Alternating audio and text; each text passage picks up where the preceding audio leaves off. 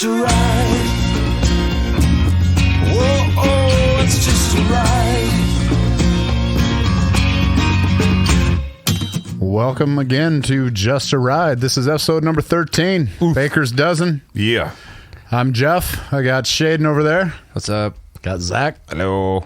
I forgot the Baker's Dozen was 13. I was sitting over here like, guys, we already did 12. get They're it. like, it's a Baker's Dozen, bro. That comes from like all the middle ages, doesn't it, or something? Yeah, I don't know. When people rip any people off or something. I don't remember why. Someone can tell us. Hello, people. Hello. I think the theory was that they made one for them. That could be. Wasn't it 12 for you, one for me kind of thing? Maybe. Or Could be. I like you, so I'll give you a little extra. What baker would do that that's trying to be, maybe making it was money? maybe it was one that they're just expecting the first one to be fucked up because the first like pancakes, the first pancake you make is always the shitty one. You know what I mean? Somebody's got to tell us because there's like a real economic reason for it. We could probably Google this shit and get an answer. But but that takes a few seconds. or we dead could have air. our way more lovely fun. audience. Somebody will do it for us. It's so much way more fun to hear We'd it from love you somebody guys else. for that. Yeah. Calling us out, showing, looking stuff up, figuring it out. That's the way it goes. Well, we got a bunch that we want to talk about today, but we always want to start now with the police story. You want the police story? Yeah. All right. I want to hear the first ride along with your dad. Okay, first ride along with that. This classic story. many years ago, back when I was just a boy, didn't have hair, but I hardly ever had hair. Anyway, I don't think you ever had hair. no, I was working in Central Washington-ish area, and my dad came for my first ride along. So you got to understand that, me becoming a police officer for my dad was a big deal because, rightfully so, I was kind of a fuck up for a long time, and I don't think that. I think he was shocked that I wasn't behind the bars and I actually became a police officer. Anyway, he was pretty goddamn proud of me, and that was cool. So he finally got to go for a ride along with me. Right. And everything went perfectly, and that's the end of the story. Oh yeah, we just hugged, and he held my hand the whole time, and Son, I'm so proud of you. That's when I realized I had like this. You had a good And the cry. Cats in the Cradle played in the background. The silver spoon. He's like, son, I'm so proud. No, Boy blue and the man. no, actually, I remember the first 3 calls. I think first off that day, I got my 1996 Chevy Caprice. We called them the turtle cars. Mine had just got a brand new engine put in the Corvette, the LT1 engine. Those were never good-looking cars, but they were always They fast. were ugly, but goddamn, they were fast. They were fun to drive. Yeah. They could take a beating, too, right? Or Well, no? I mean, we beat the shit out of those things anyway. Those Never buy a Corvettes, police too. car from an auction. That's a piece of shit. Those Corvettes too, I feel like the nose looked sexy, the cab area looked sexy, and they got to the back and they're like, "What do we do?" And you go, Oh, don't get me wrong. Just chop it off. Don't get me wrong. Well, have you seen It's like the? they just cut it off on the assembly line. Our creativity is over here. Have you seen the Caprice car that we're talking about? no, I haven't. Yeah, they call them the turtle car. They're ugly as fuck. We'll pull one up. They really were. They really, but they're really fast. Even when they were brand new, it's like, really, guys? This is the best we could do, huh? Yeah, some of the cops. Fuck it. Anyway, so Dad and I are rolling. We just cleared a call. I remember we were laughing because he's like, I didn't know you knew how to fight. Oh, shit. I'm like, yeah. He's like, where the hell did you learn how to do that? I'm like, I don't know. Growing up, I learned it from watching you. Exactly. No, my dad was not a fighter. Anyway, go to stop a car and end up getting into pursuit. And so, of course, that's super exciting for Dad. Brand new car, get to try out the Corvette engine. And we get out of it was a small city, so we got out of the city pretty quick, started going out in the county. And where I worked, it was mostly desert with areas of patchy trees, basically. And this guy goes off the road and crashes and runs into one of the only areas of patchy trees. And it's probably 40, 50 acres large. Okay. And you got to understand, in this time, a bunch of small agencies in the area, and then you had county and state, which were pretty spread out. And then we didn't have dogs. Nobody had dogs back then. Okay. I mean, we had to go sniff around and do our own shit. So I actually was able. You were barking. Yeah, I ran out of my car, ran the other side of the tree line where he would come out, and I went around the trees as fast as I could. So I was pretty certain that he was tucked down in there. So I just waited for about a half hour for about 9 or 10 other guys to show up from other units that were free to come help me. So what I did was I just lined everybody up on this tree line. I left my dad with my car. I'm on the other side the whole time, and I had told him if he runs out, get on the radio. Just tell me. If he pops out this way, just tell me. An honorary deputy today. Yeah, Dad. so he stayed with the car. And everybody gets there. Sorry, I keep ticking. I have something stuck in my tooth. I have a toothpick stuck in my tooth. That's what's going on. Anyway, I get everybody there. And I say, what we're going to do is we're just going to, everybody try to stay in a straight line. We're just going to push the brush all the way to the end. Last guy, you stay where you're at. We're going to move the whole line down there. We'll push through it. It'll take about 3 times to push through. That's about it. If he's not in here, he's not in here. And I had a rock in my hand. It was about the size of a tennis ball. And I used to pitch when I was in Southpaw. Yeah, I was, growing up, I used to pitch. So I can throw the ball pretty hard. He'd raw dog that shit. And when I was explaining what I wanted to do, I saw this white thing in front of me and just kind of chucked the rock. I'm like, I'm going to start this way. And I just threw it. And it made this thud kind of a sound. It was a really kind of strange sound, but I didn't pay a lot attention to it, but that was my line.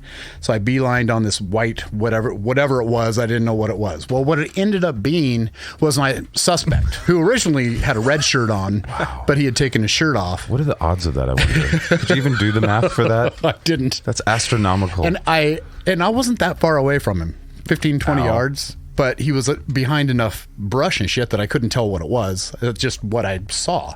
So tell me you hit him in the head. No, I hit him in the ribs. Ooh. And I hit him hard enough that I had to take him to the hospital. And he ended up having a broken rib. And I had to explain in my report why my suspect had a broken rib. I thought about drawing my weapon, but I thought, you know what? I'm going to David and Goliath this. Exactly. That's like the conscientious way to go. And then I went around. It's biblical. They can't get mad. So as I'm walking, I'm laughing and nervously laughing. I'm like, oh shit, I don't. That sucked. That I really did not mean to do that, but it's funny as hell. And you know what? It's kind of like giving me a play stupid. If you games, run from the police, prizes. it's like You handing the police a kick my ass free card. If you run, that's just the truth. Right. That's an honest answer. So I didn't have to kick his ass, but I accidentally hit him with a rock. That was enough, and it was really awkward to try and explain this and keep my job. So, but I'm walking back to the car and I see all this smoke. And I'm like, oh shit, what's that from? I thought it was the suspect's vehicle. Now we get back there, it's my car. My engine caught on fire. My brand new engine caught on fire, and I lost my car. Your dad's in the car like... No, he was out of the car. Like, I did not do that. Actually, I believe he had a fire extinguisher and was trying to put it out. It was spraying the fire I thought about radioing you, but you seemed busy. So. I should say this, like, one of the probably the most entertained person out there is whoever reads your reports for all these things. Because I've heard you, like, do some of the reports and shit. Yeah, I'm sure that one was a pretty good one. Does anybody read the reports? Oh yeah, right. Yeah. Good question. All of them. On one of them, I wanted that a suspect was said to be 5'12", and I argued with the lady. I'm like, so 6 foot? She's like, no, 5'12". I'm like, yeah, 6 foot. She said, no, he wasn't 6 foot. He was 5'12". Okay. So I literally put suspect information, white male, blah blah blah blah, 5'12", and the sergeant saw that and he called me and I had to explain the whole story. He's like, I'm leaving it. Good. It's technically so not somewhere wrong. in record wrong, there is a description of a 5'12" white male. Some of that shit you have to pay forward, man. When I was working for the car rental place, we had cars we would lease for the summertime when we're busy, and then we'd sell them at auction or get rid of them. And I had to inspect all of them before we sent them back. So you're looking in the trunk, checking to make sure they have spare tires. So I got this Kia Soul, a little hatchback job, a hamster car, right? And it was like my 30th car I had looked through this day, so I'm just kind of like in the rhythm. I lift up the hatch and lift up the cover to check if it has a spare tire, and somebody had stuffed a beat to shit like Chucky doll in there, like oh my God. Positioned to like that look up, awesome. Like straight up at you when you lifted it. And I lifted it up and I was like, that's good. Somebody played a long joke and they knew they wouldn't be there when it paid off. The thought of what it would be like, and I was like, somebody's going to look at this at auction, and I just closed it. Let the joke continue. Sometimes you just have to pay it forward. Yes. That's fucking awesome.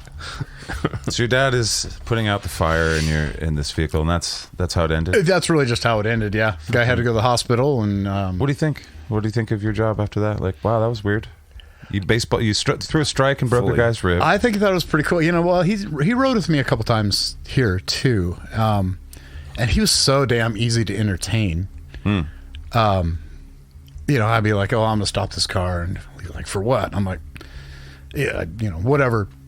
Thing they were quite honestly, bullshit reason that I was stopped the car for, which is real, but I can stop you for it. The reality is, I just saw you come from a drug house, but I have to come up with something. I can't say you came from a drug house because that's a fishing expedition. But you drive shitty cars, and that doesn't pay off very well usually. So then I have a legal reason. All the libertarians listening to this right now are like, "You motherfucker!" Hey, I'm just telling you. I mean, that's the reality of what the job was. But you know, whether it be a drug, but drugs go with other crimes too. So it's not just a drug thing. Right. But I'd stop a car and arrest, you know, the driver and the passengers. He's like, "How do you know?" He was just blown away, like it was like some sixth sense. And I mean, I guess to some degree it would be, and it's just like it's criminal profiling. That's exactly what it is. Right. I'm watching. I know what criminals do, and they're following patterns of a criminal, and they're probably going to be criminals in the car. It's like, nope, it's magic. not rocket science. My son's a magician, and I appreciate that. But I would also take it to calls. We'd go to calls. Dealer out of my hat. He had the hardest time observing is very difficult for my dad because he's chatty like me, and I got to tell you what, he would have made a great fucking cop. He can, I mean, my dad can talk to people. Yeah, he's great, and people will talk to him, and they'll give him information. And at some point I would just stop shutting him up, and I would just let him talk, and he gets some just amazing information, just really good, just out of his natural skills. And that's really all it is talking to people and then listening to what they say. It'd be cool to have your dad on the show and your dad on the show one day. Let's have them together. Awesome men. Would be cool. It'd be really cool to have them, you know, just talk to them, see what's up. Yeah. I think that there's like some, after living with you and getting a bit more of a lens on, you know, the other side of the perspective of that equation, I find myself thinking that I wish certain people that I've known of would be cops just so they could pull me over and I could enjoy that.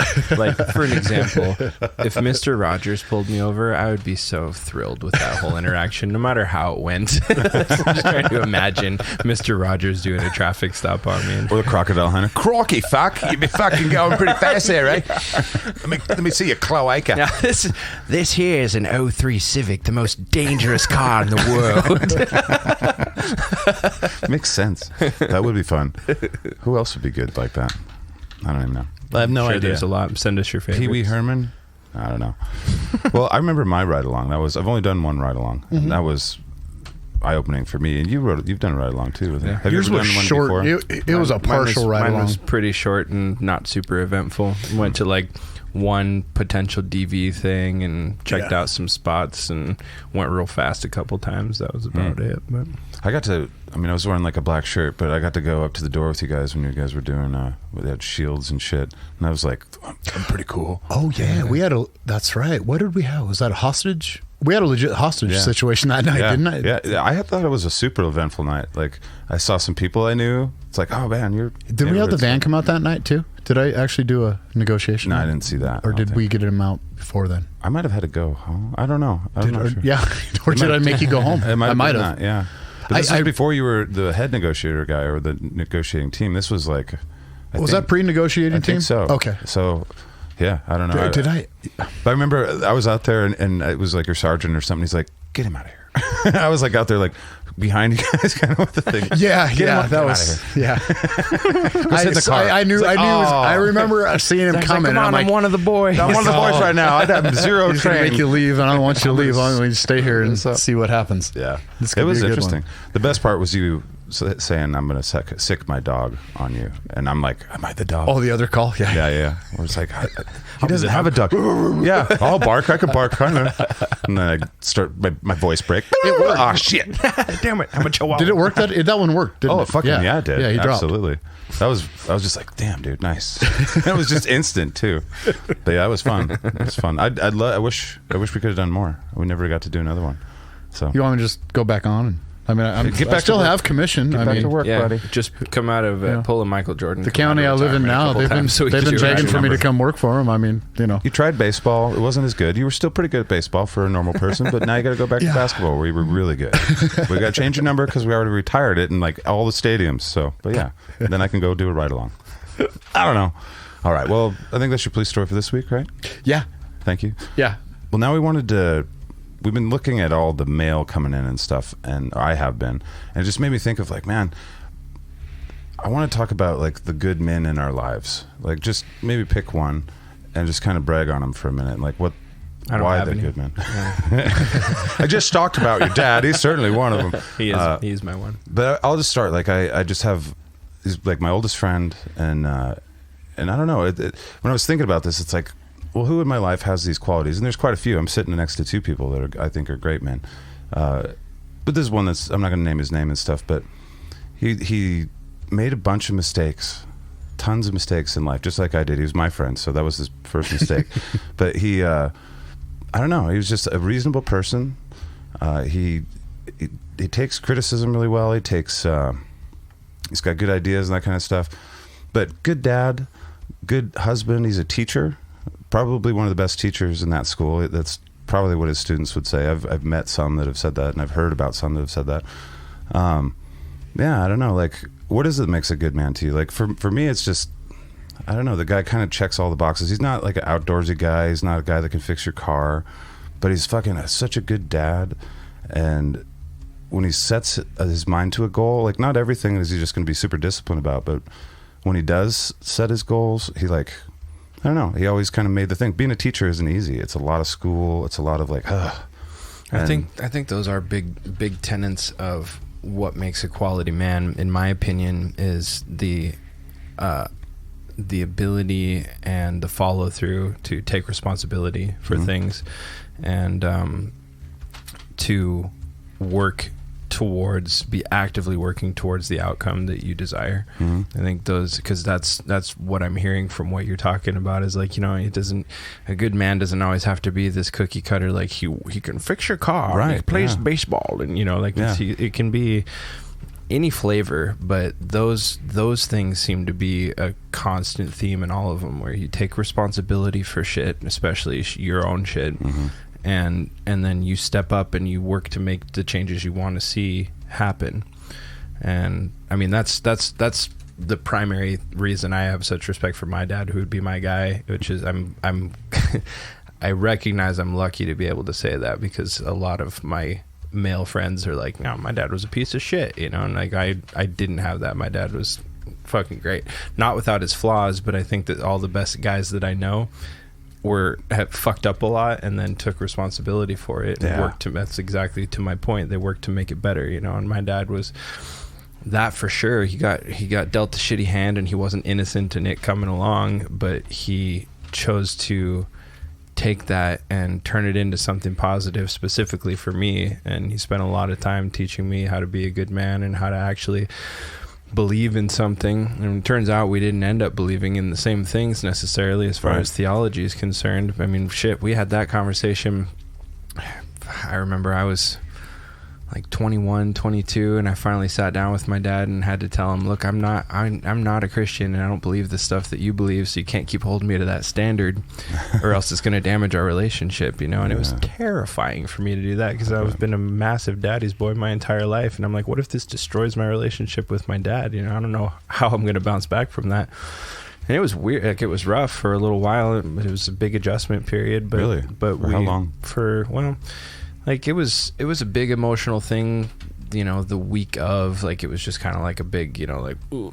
But then it kind of just got put to the back burner, and we resumed the rest of our good relationship. But it would be like like we'd snipe at each other for like probably a good year or so after that, where we would just be like, he'd be like, well, I'm praying for you. And I'd be like, well, don't, like that kind of just little shit, and or he would like take a dig, or it seemed like he was just waiting for me to come to my senses for a while, which offended me, so, but it was never super overt, and we ended up gaining a whole new level of respect for one another, being able to disagree on that, but respect each other's rational viewpoints on it, and being able to have discourse without, it damaging our relationship. And I think I've been able to have a good relationship, like a really great relationship with him, because we got that shit taken care of. I don't think that my relationship with him would be as quality if I just kind of let that sit out in the ether, without addressing it. So big kudos to him, because there's a lot of parents that would be like, I raised you that way and you threw it in my face and now you're a disappointment to me and I don't know how to interact with you anymore. Like, yeah, a lot of parents super common. Yeah, so good on him. That's admirable by itself. Yeah. Before I ask Jeff, like what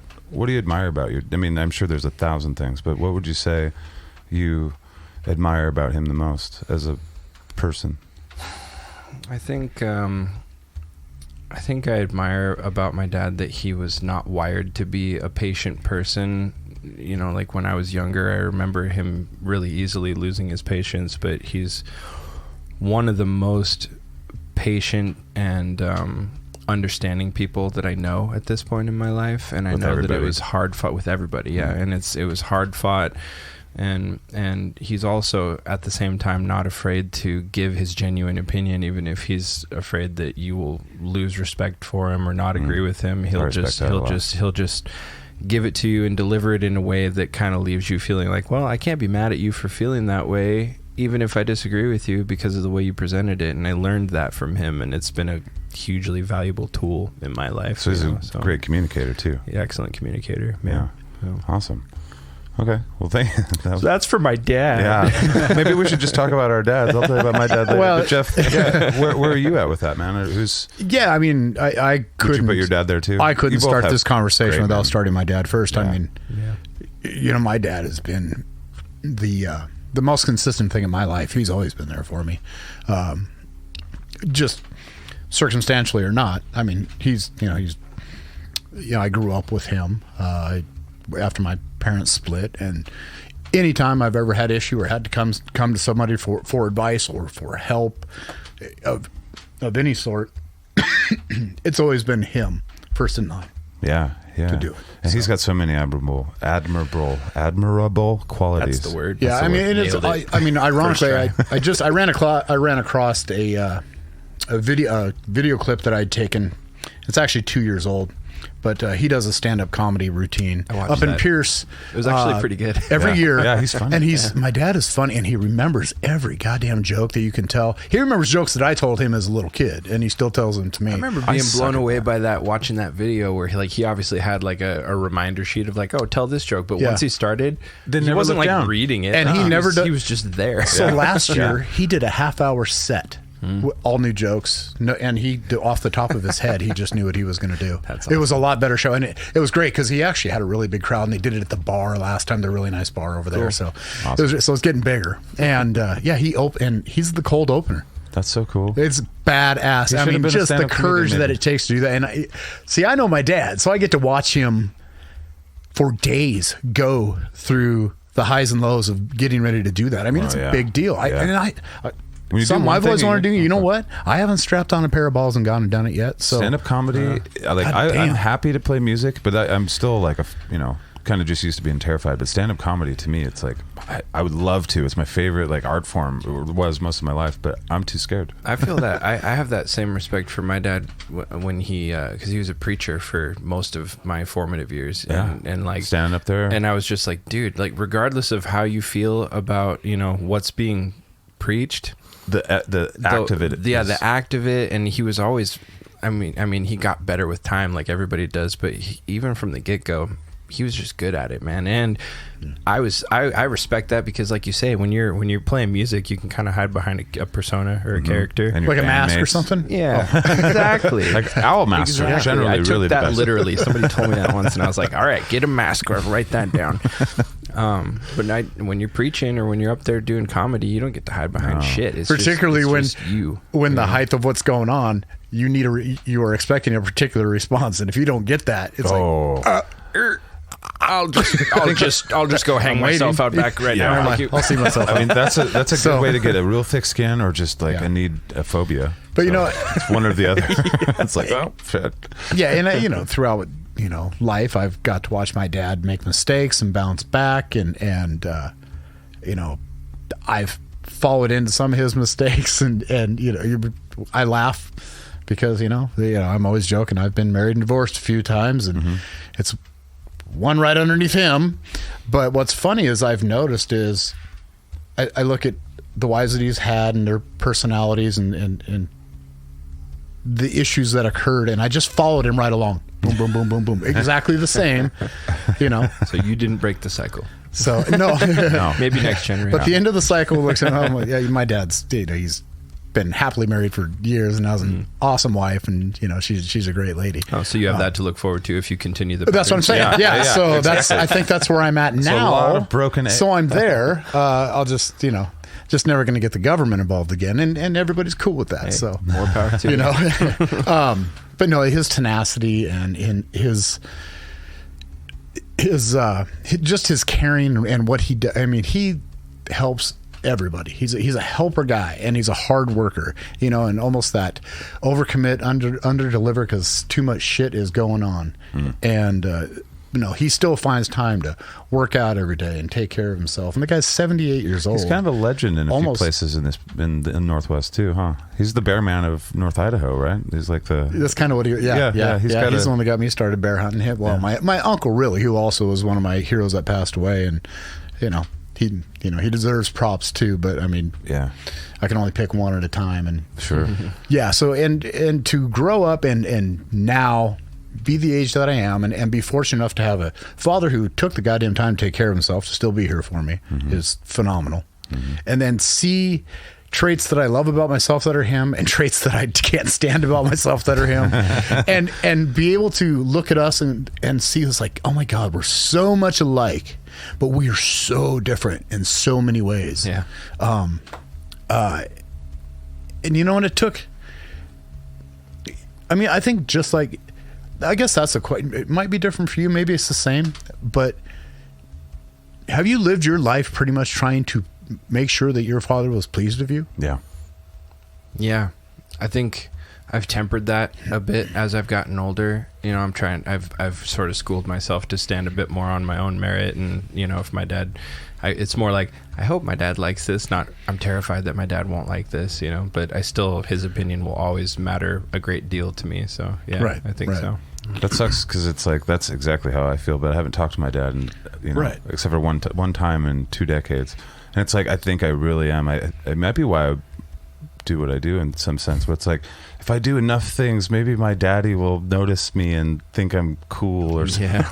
Yeah. So it is natural among men. So it is natural for men with fathers in their life to have this want and willingness to please them, and have their fathers proud of them, and see them as a man. I think even if you don't have your dad in your life, you still have a bit of that. You just don't know where to put it. You know what I mean? You might seek out other men to try and impress too. I find that all the time. I spent a lot of my life, like my dad is a great man, I think. We just don't get along and we don't talk. But I spent a lot of my time looking for wise men.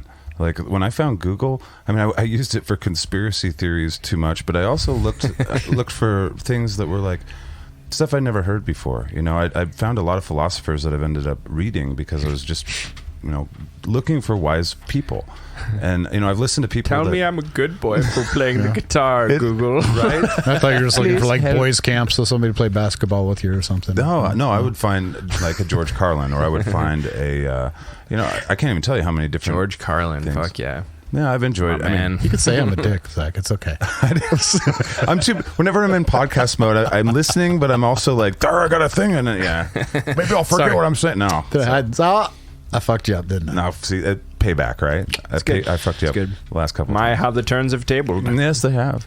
Well, I picked a friend as my good man. And I guess the qualities that I find interesting with him and that I admire a lot is tempered reason mixed with an ability to live life well and enjoy life. Like my friend is the kind of guy where I don't think his goal, and he's told his kids this, he's like, I'm not leaving you a bunch of money. You got to figure out how to make a bunch of money. I'm going to go and give you experiences, and I'm going to spend the money on you while I'm here.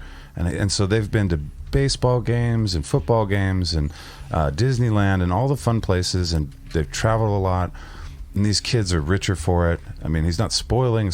He is spoiling them, but he's spoiling them with time with his parents and experiences, and mixed with this reason where, I mean, you know, a lot of people look at teachers as like one political side or one kind of ideology and stuff. And he's really a very well-reasoned and calm person in the midst of a sea of that. And he brings me perspectives that changed my mind all the time. It's kind of like you with the policing, where it's just like, you know, you have these assumptions about police or about teachers, which are very similar and different, different polars. Polar opposite, but different. That takes a lot idea. to be that kind of person, because it's something that has to be cultivated. I don't think that's natural for almost anybody. Like I went to this training clinic for part of my counseling thing I did in my senior year of high school, and they explained it, and it stuck with me my whole life, but they explained it as PAC, P-A-C, and if you write P-A-C vertically on either side of the page and then make a seesaw in between them all,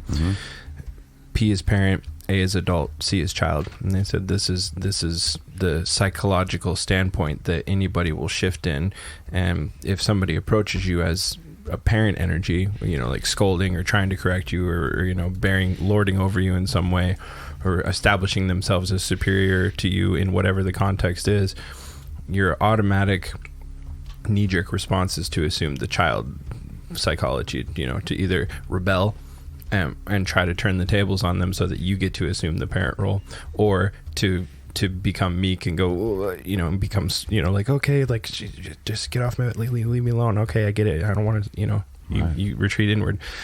But the middle ground is the perfect blend of the two, which is, they call it adult, you know, and it's like just not allowing the energy of other people to shift you automatically into the opposing chemistry or and then they said the theory was, if you can maintain that adult psychological profile, anybody who's approaching you, whether they're coming at you from the child angle or from the parent angle, will eventually have to meet you in the adult thing or stop interacting with you. It's just due to, I don't know, the laws of psychology or whatever, but I found it to be true. Like, I've kind of been testing it my whole life, and it's not an easy thing to do, especially when somebody's coming at you sideways. You're like, whoa. I could be adult, or I could deck him in the mouth. I really want to deck him in the mouth. So what do you guys think about, because obviously we could go on and on about, you know, examples of good men, whether it's people we know or people that we've observed.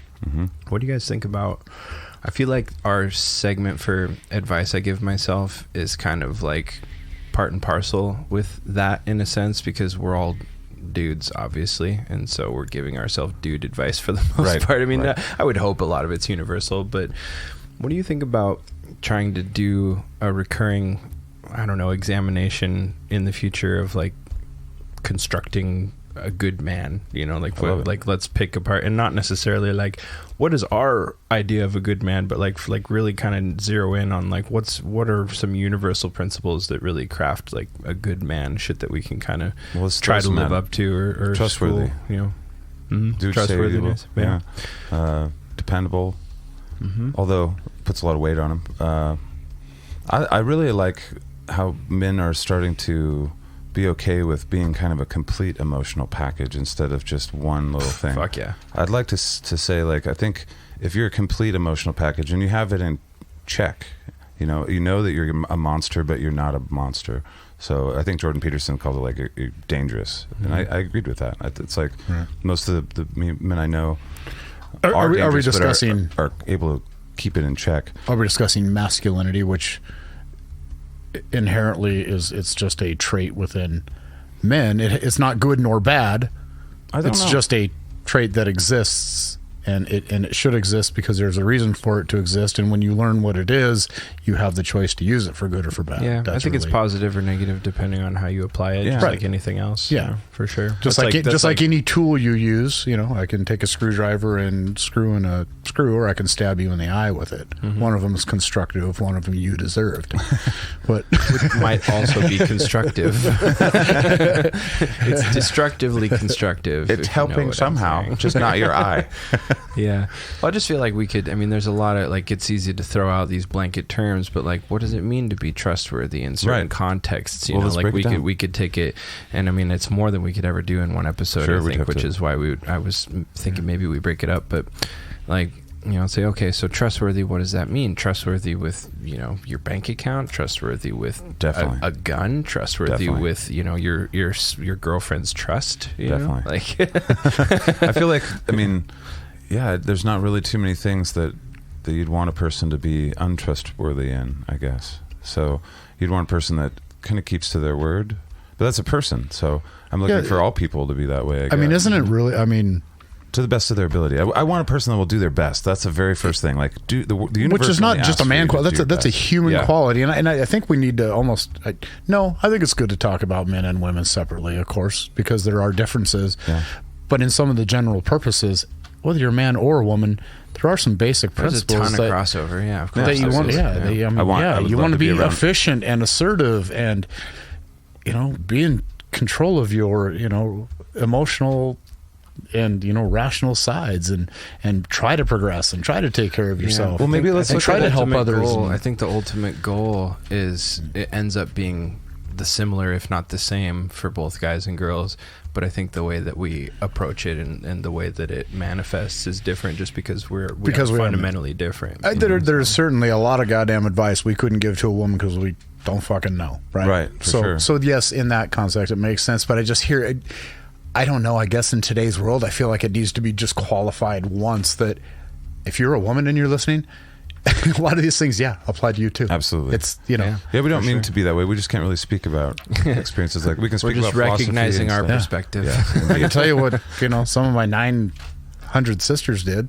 Right. You have a pretty good perspective on ladies from your background. Yeah. But how about we look at it from the opposite perspective? Like what makes a really terrible man? Like that's different from maybe a female. Like what are some male traits mainly that? Well, that's part of it too. I mean, looking at what makes a good man, you got to look at what doesn't. Right. You have to look at the inverse. That makes me think emotional maturity would probably be at the top highly of my emotional list. Responses. Is never good for anybody, right? Emotional maturity for men or women. It's like emotional you can have your emotions for sure, but and restraint. Yeah, which kind of ties in with Absolutely. that, but goes beyond it as well. Like just restraint in general. Like temperance. Don't be a slave to your knee-jerk reactions to things, especially as a guy. I mean, girls have it in a different manner, but guys, we're just fucking at our core, we're fucking gorillas that are just like, dude, like, how dare you say that about me? I don't feel that way at all. And we build a framework upon that to be better, but I think that's near the base of most of our our core operating procedures. So it's like you have to learn to harness that and temper it and make it dance with you, instead of just being a slave to it and being reactionary, which is a lot easier said than done. Very. I mean, I think it's a lifelong journey in temperance from moment to moment, but I think it's a valuable journey. It's probably one of the more responsible adult things you can do. Is like, because I mean, what is the problem in this world? A lot of the times, there's many, but it seems like it is emotional maturity where people talk past each other or just yell at each other, and it's like the world isn't drastically different than it used to be. We had nuclear bombs pointed at everybody, and people were civil to each other on some level that was a little bit more. I don't know. It's all relative, I'm sure, but it does seem like we're emotionally less mature than we've been when I was younger, but that could be my perspective too. But I don't know. The media people, they used to seem, just the talking heads seem like a kind of canary in the coal mine, where there used to be a real respect level for the audience. And now I think people we're just used to just disrespecting half the country because they know it'll work or something, or they know they'll get ratings, or they know they'll keep the audience that they have. It sucks for discourse. Well, so all of that, in my view, and maybe I got my head up my ass, but all of that is that's macro symptoms of micro problems. And I think that rather than trying to tackle it from the top down, which is too big for any one person, I think tackling it from the bottom up is the best approach. And it's not the approach that leads the quickest results, unfortunately. Yeah. It'd be nicer to just have a means to cut the head off the proverbial snake and be done with it, but it's not feasible in this case, So, I mean, it's easy to just sit and bitch about the macro problems, but I think that spending that energy trying to address the micro issues that are actually creating those problems is a better way to go. I agree. I wonder my 2 cents. Well, I guess the question would be then, were we ever emotionally, like, I'm not even sure what benchmark I'm trying to put it at, but was there a time that we were more emotionally mature? Am I making that up in my head because I'm cynical and aging in a certain way? Or is there a cause to maybe, like, let's talk about emotional maturity just with discourse in politics or something? Well, two ideologies. Is it ideologies that make it so that people can't talk to each other in a rational way and want to dismiss each other as evil and shit? Or is it, I think, something else? Is it media, the social media allowing people to say a bunch of pejoratives to people and then... I think what we're getting is, you know how I always talk about there's a personal life, a private life, and a secret life of everybody. That personal life is kind of going away now. That's where you're out in public and acting your best. Well, now most people are communicating from within the homes, and I think that they're communicating with their in-the-home behavior. So you are seeing that people are, behind closed doors, they're kind of assholes. I mean, honestly, really. That's, I mean, that's why when you meet a couple... I mean, it happens all the time, right? You know a couple, you see them out every once in a while, they seem all great and happy, and then something you hear they're getting a divorce, you're like, oh my God, they seem like such a happy couple. They seem so good. No, because behind closed doors, they're fucking assholes to each other, both of them. They spent that whole day trying to figure out how they were going to seem that way to you when they saw you at the bar. Yeah. He had to go buy her a new outfit and probably get her 3 glasses of wine. Lie and, to her and tell her she didn't look fat. Yeah. Is it too hard? Is it too hard for human beings to empathize with this many people, these friends that we have in social media? Like, we have hundreds or thousands of friends. Is it too hard to if you really try to take I don't think all you of have them the seriously, that's an overload. But we're pretending that we've talked about this before, but we're kind of pretending that we can while we're failing miserably at it, right? Right. And it's like getting involved in other people's drama and pretending like we give a shit on Facebook. We just click something and we're off to our day. We don't care. We can't care. If I care, we won't get out of the house. I will contact you. Yeah. Well, so I feel like the antidote to a lot of that is to just be authentic about it instead of pretending, because I think people view it as, if you're not projecting some sort of manufactured empathy for everybody that shares a public space with you, which is now the world if you have the internet, then the only other alternative is that you're an asshole or you're a piece of shit, and that's simply not true. I think the inverse is true. I think that no, I don't think so. I think that owning the fact that you don't have the capacity to care about people that you really aren't connected with. I agree. I think that makes you. Funny. I think that makes you a good person. At the end of the day, and I think that most people deep down, if they see that, they harbor some level of respect for it, because they're like, yeah, that's kind of how I feel too, right? Because it's the way we are. We don't have it. I personally seriously don't, like, I care enough about people that I don't know very well to try and put out to plant some good seeds that I hope bring somebody some good, give a little advice that I found valuable on a podcast, for example. But if everybody that enjoyed that tried to send me a message on Facebook or call me and wanted to have a conversation about it, I'm sorry, I don't have the fucking emotional bandwidth to deal with that. Right. I might try, just because I don't like just leaving people out swinging, but if I don't know you and you're trying to take that from me when I haven't offered it to you, you're probably not going to get it, or at least not very much of it, not enough to leave you satisfied. And I'm not going to apologize for it either, because that's just the authentic person that I am. Right. You know, like, it's not that I don't care, I just don't have enough for you because you're not close enough to me in my circles. Right. You know? You're already lucky to get in Shaiden's circle. She doesn't let everybody fucking in. There's like a handful of folk my that are allowed in the circles are circle. actually octagons, and you have to box to be able to stay in there. Ow, I'm still bruised from the last round.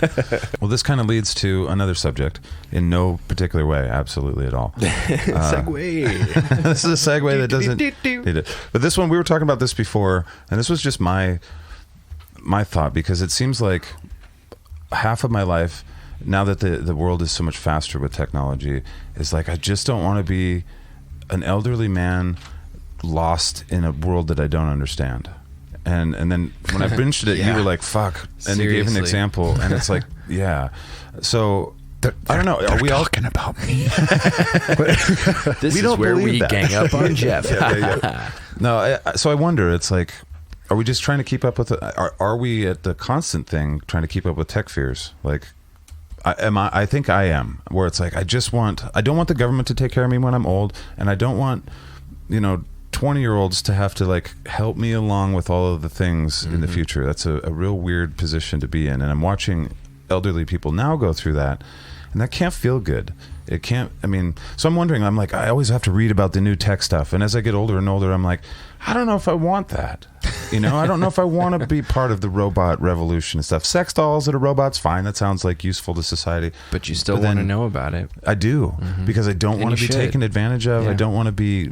I mean, think how many elderly people are being defrauded constantly because they just don't know about some of the stuff going on. The scams and stuff, yeah. Buy the those daily Target gift card and then give me the number so that I can help you redeem it. You know, that's Exactly. how it works, Grandma. Exactly. Yeah, I think when you brought this up when we were sitting on the patio, the point that I made was that I think that the only way you get there, because I had a job where I ran a team of semi-retired older folks that did shuttle driving for me, and some of them I love dearly and I still stay in touch to this day, but some of them, man, God's love them, but I just they couldn't even follow simple instructions. And I'm like, how did you get in it? They weren't senile, they were just This just isn't. they just weren't with it, you know. Like when I tried to give them instructions on something they haven't encountered much before, especially if it involved any level of technology, they were like they just became static, you know. And it blew my mind. I know. I'm like, how did you Jeff's over here like, well, yeah. Yes, I get it. It's fun to make fun of you, Jeff, but you're not that at all. nearly as bad as the You use people a that computer I'm every day. talking about. Like, because like it's. Did I mention I had to ask how to turn the power button on yesterday? You did mention it. But You also said it was camouflage. It's camouflage. It works. So it's it did really its good job. camo. That's all. That's not on you. That's on a great manufacturer. doing Second what they time I said. had to be shown where it was. Okay, that might be you then. Yeah, that was bad. But you sought out help and you solved the problem, which is more than these people would have done. You know, they're just resistant to it, which leads me to believe that you don't end up in that position unless you're willfully resisting change. And I think that's a really poor way to go, no matter what you're dealing with.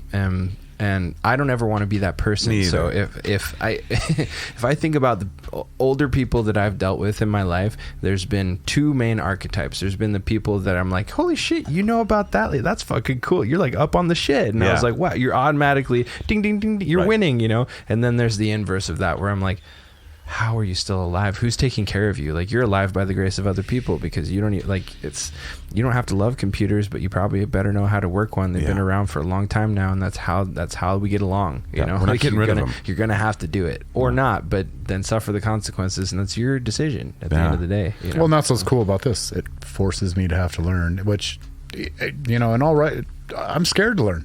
yeah, well, You know, better, I'm 'cause scared. not gonna I'm take care scared of to you. learn how much I really, really, really don't know. Yeah. And but, you know, but I will know it, and that's the good part. That's So- fine. I love not knowing things because it gives me an opportunity. Well, in general, to I learn do them, too. you know? But I think mostly what I'm afraid of is destroying it somehow. Dude, I hear that. Like, I'm pretty tech savvy. I'm not nearly as good as this guy, but fucking, like when I work for Dan, it was, and I do it every day for SKATCAST. I put up our stuff, and it's just a simple typing in things, uploading the audio, putting in a picture. But I was terrified of doing it for Dan, because it's like, if I push, and I did do it wrong one time, and it did cause a kind of an issue. And Dan is the kind of guy where he's like, hey, I noticed an issue. Fucking what, bro? And you're like, okay.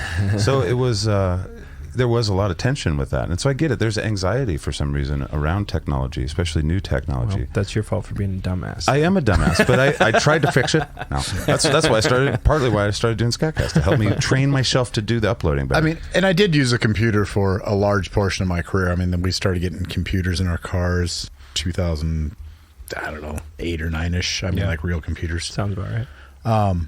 When laptops became actually portable and not massive bricks. Yeah. Well, yeah. But you still had a And massive at brick. first, I was like, Lasted 12 these, seconds. oh my God, they were so bad. We had so many problems with error cards. And I'm like, what we should do is we should tie a phone to these and then chuck them through the fucking window. Because that's all they're good for. Use them for breaching the Yeah, door. Exactly. they're just bricks to throw through windows. So it's not like I haven't used computers, Right. but I'm certain I was the guy that you like to give yourself shit too. I do. You're And you know funny what? guy. And I got lazy. Self-checkout.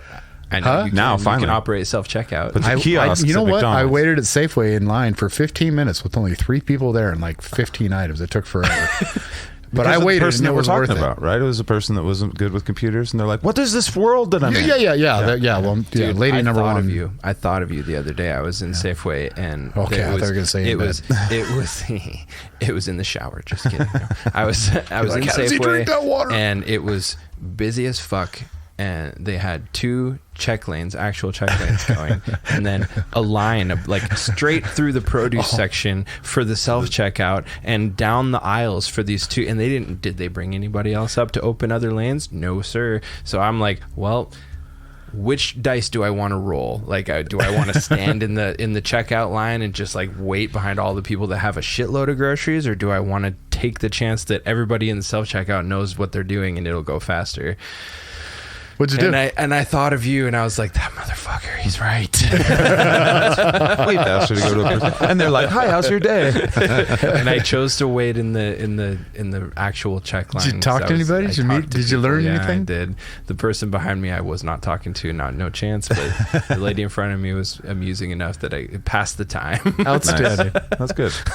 Well, we're talking about now's technology, and we're all real familiar with now. So now, fast forward to when 20, 30 years from now, when everything, I mean, who knows where we're going to be. That's why you should care about Microcomputers and stuff. sci-fi, because if you're not imagining it, you won't be prepared. Yeah, weren't we That's talking right. about buying, That's right. possibly buying pants? How you and I can't buy pants Oh, off. yeah. I don't think you can either. I know. And Yeah, I don't want to shoes, order yeah. clothes online because I'm quite certain that they won't fit right, and I don't want to go through the returns process. Yeah, where do you so find I'll a just take the 96 L. inseam anyway, Zach? Where do you find My wife size shops for me. 23 shoes? Also? My wife shops for me. These are also very, very old shoes. When I find some, I keep them for a long time. Yeah. I do the same shit. Well, it's like 2 cows and half a keg of nails. I'm sure it lasts a while. Cows fucking hate me. I've taken my share of cow souls this lifetime. Me too. I make my masks out of cow skin. You do. so, They're yeah, rad, though. I'm They're hardcore. honored that way. Yeah, I think. I'm And these using, shoes are, I'm you know, using them. I'm giving them new life. They're like, we by don't want to wearing be their honored. flesh on my face. We like living. We thought eating grass in the prairie was If tight. you break it down, it's creepy, but if you don't think about it, it's awesome. That's how the world works. But I kind of feel the way about technology, to get back to our point. I feel that way about like lingo as well. You know, it's like very natural yeah. as you get older to like look at younger generations and like their slang that they come up with, and you just start going, oh, that's fucking dumb. I'm never saying that dumb shit. Yep. Not me, man. I'll take it. I fucking adopt that shit and I run with it, and I annoy the rest of my millennial friends with it because they're like, why are you saying that? You're acting like a Gen Z kid. I'm like, I know, it's fucking awesome, because I'm gonna be, if I live to be old, I'm gonna be that grandpa that's saying the shit that the 18, 17, 16 year olds are saying, and they're gonna go, hey, he knows the thing. let's not eat him. Yeah. Let's eat the other ones. Yeah. No, I get that, because I mean, I'll tell like 2 little stories. When I first heard swag, my son, he just went into public school in California for the first time, and I think it was in 7th grade. So he went into middle school, and he came in and he's like, "That's swag," and I was like, "What the fuck are you saying?" Yeah, what is It's that? like, let me tell you what swag is, son. And then I realized that person. exactly. But I caught myself in the midst of it, just a little bit later, because I love my son, and he taught me stuff. This was my first example of language teaching from the child. But it made me think of, it's like Shakespeare changed the language. All musicians, all lyricists that get popular change the language. Authors, Mark Twain changed the language. Yep. There's nothing wrong with this living fine. language Yeah. at all. And so, but I took, something. but I was that person. No, say your thing. Say your thing. What you're talking about is like how they changed the language. Well, do you remember when stupid was big? Stupid fat. Like, it's great. Oh yeah. Yeah. Well, the first time I heard that, I was handing out pencils to little kids, to bribe them to give us information later. Basically, is how we do that. And I hand this pencil to this kid, and he's like, "Oh man, that's stupid." And I'm like, "Well, fuck you, give it back to him." He's like, "No, man, it's stupid fat. It's cool." I'm like, "Oh, one- okay. I Here, feel you like- want another one?" I feel like that one didn't last very long. The fat with the PH. Not really. I thought it No. was fun, but it was short lived. But because of how I heard it, Yeah, I was I'll never forget it. Because That is funny. I'll never let it go. I still pull it out in the right circles once in a while. Like, all right, that's so fat, it's sick. Yeah. I think I've said something like that recently as well. It sticks in just there. for cringe value, just to watch people go, "Oh, bro." It's like an off color. You're like, that's a beautiful painting, and you're like, I put this little fluorescent purple in there for some reason. You're like, why? I don't know. Fuck you. I heard Stands one out. the other day, and I wish I could remember what it was. I mean, I had to stay pretty. I mean, I can talk street really well. I mean, That was your job. that's what I did. Like street side interview was my thing. But I'd heard one the other day that I'd never heard. I guess it's been around all your generation. Maybe. And I wish I remember. I'm like, that is the dumbest fucking thing I've ever heard. Take that, Shaiden. I believe was my response to it. A lot of now them I wish are I really would have dumb, was. but they're dumb and amusing, which is why they stick. That's why you they know? stick, is because they were funny. Yeah. And I just choose to hang on to the amusing part of that equation. Which ones come back around? It's a loser's game. I don't know how many really. I guess maybe they come back around. The word cool has lasted a long time. Cool has. These kind of words. I feel like there's some Rad has words. come back awesome. around. Awesome's good. I'm not going to say they've come around because I think it's just me refusing to let them die. But, Fair. It's a perspective thing. But there are some things that come out of my mouth on a regular basis, and people are like, "What the fuck did you just say? Did you just call that snazzy?" He's from a different time. Yes, I did. Did you just say snout? Shaiden's lexicon. Shaiden's lexicon kind of goes back like a couple centuries, really. Yeah. You sometimes, and you want to talk. I want to talk that way with you. I'm like, hello, my good sir. An honorable day to me. That's that kind of thing. And it's like, You know what? I don't know why. I think it shakes out because of the amount of the word "like" I intersperse.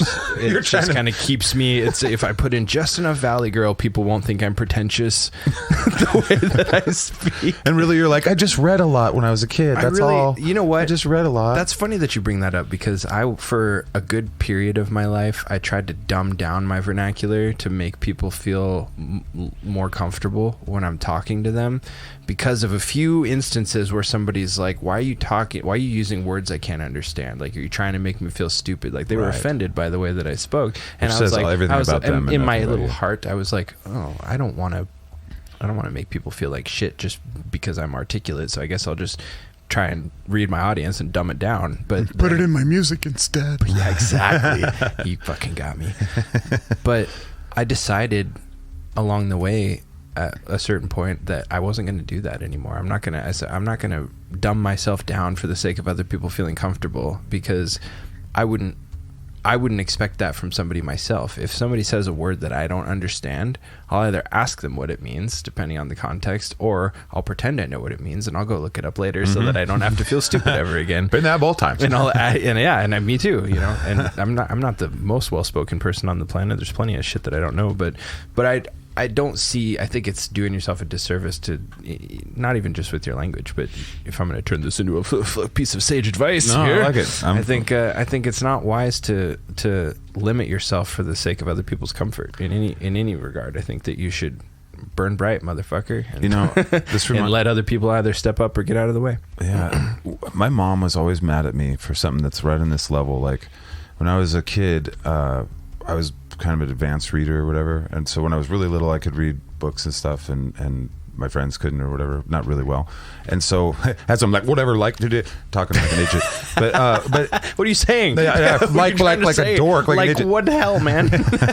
But it was like 3rd or 4th grade, and they offered me a chance to go up a couple grades for just the reading. Me too. Yeah, and Same shit. And I was like, oh fuck yeah, that's cool. And my parents were really proud because it's they whatever.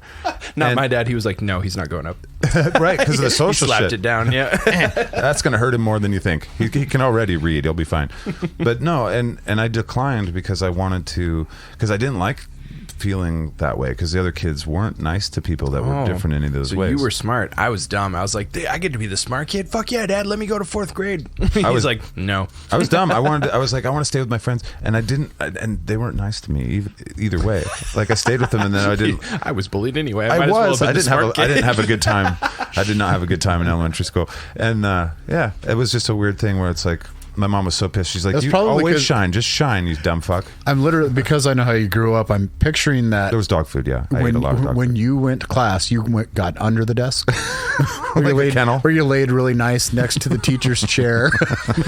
And I growl at fucking the weird kids, yeah. They'd have to vacuum extra because you shed on the carpet. I had to pick up after me, too. It wasn't good. Brought fleas to the class 3 times. Maybe. Zach, Ticks. we told you, only on the pee pad. They didn't have pee pads at the time. I was at that age, I don't think. So, all right, that's probably enough of this. How about Now that you're being picked on. All right, yeah, we're done with that. No. Moving right along. It was a weird childhood, having that kind of weird association with the pet industry for sure. I got picked on for the first half of elementary school, and then I had a really early growth spurt, so I became the big kid.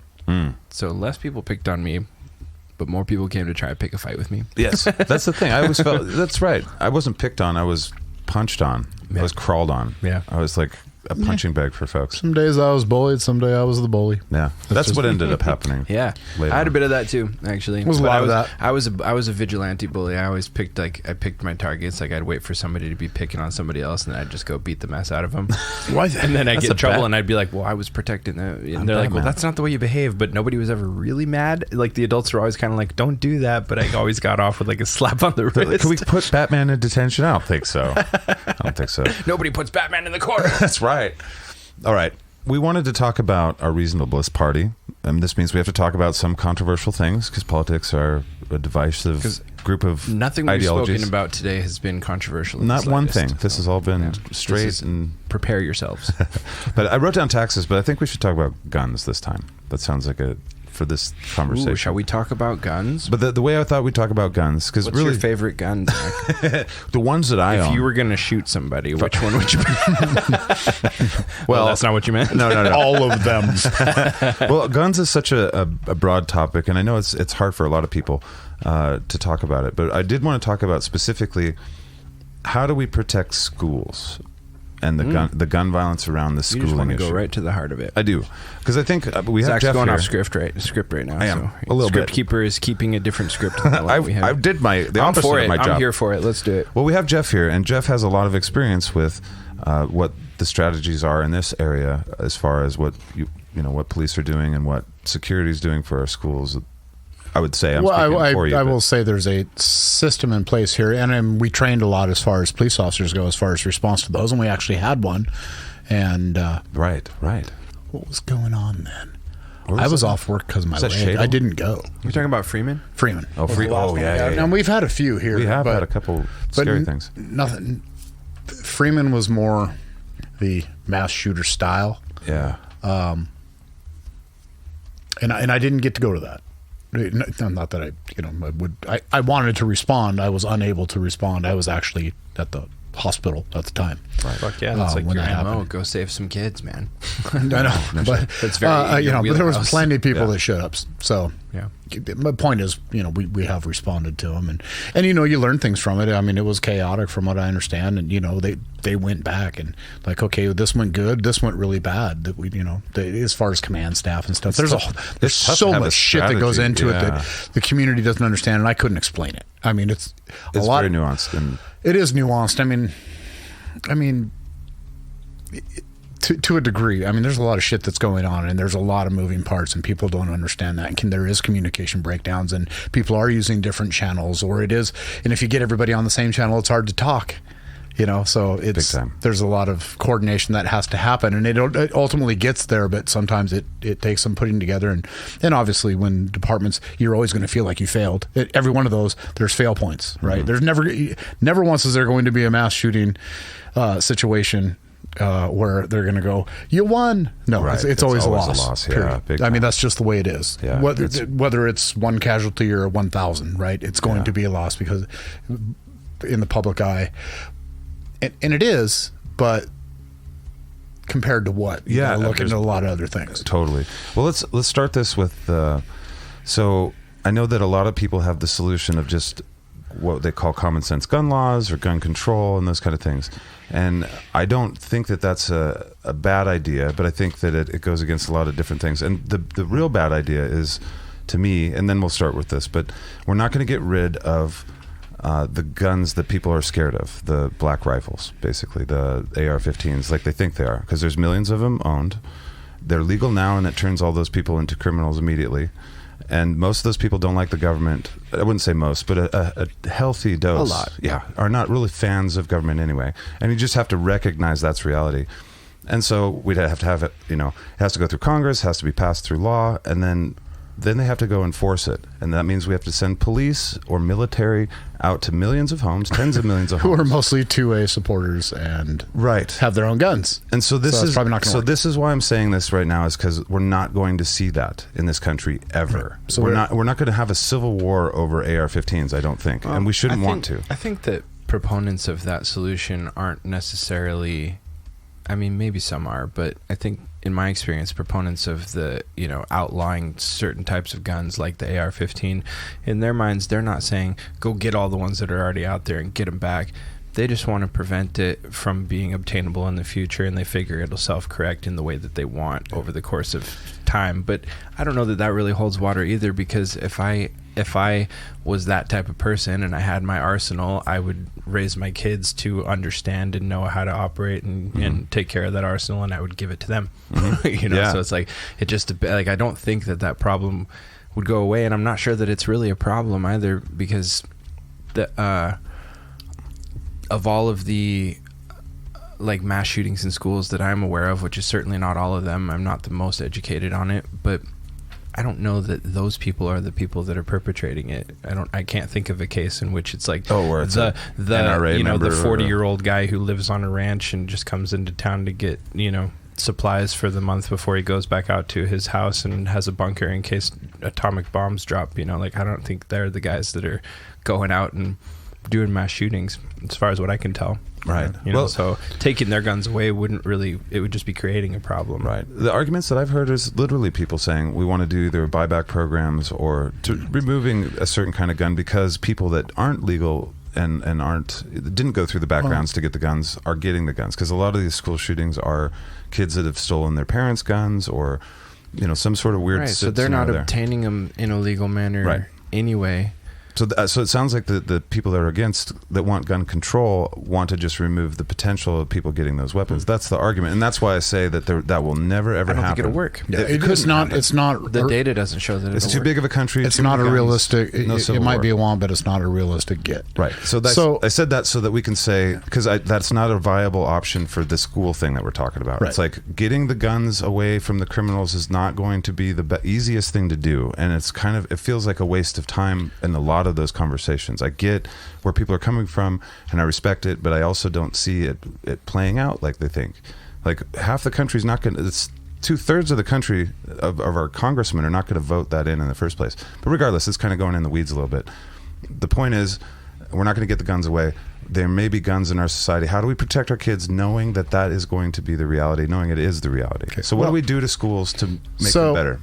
And it's really the most logical answer that, for some reason, in my opinion anyway, logical answer that people don't want to hear for whatever reason, and it usually falls around feelings of somebody's feelings and how they might feel about it more than practicality.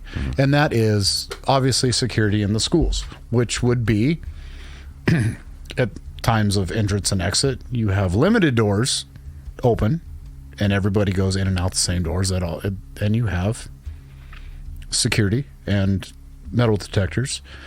I don't know how many schools we had built or redesigned in this area in the last 5 years, and all those plans they could have put together, maybe Kevlar walls in the outsides or the insides even of the classrooms, or other types of security measures for the doors. The doors is a huge one. Or the walls.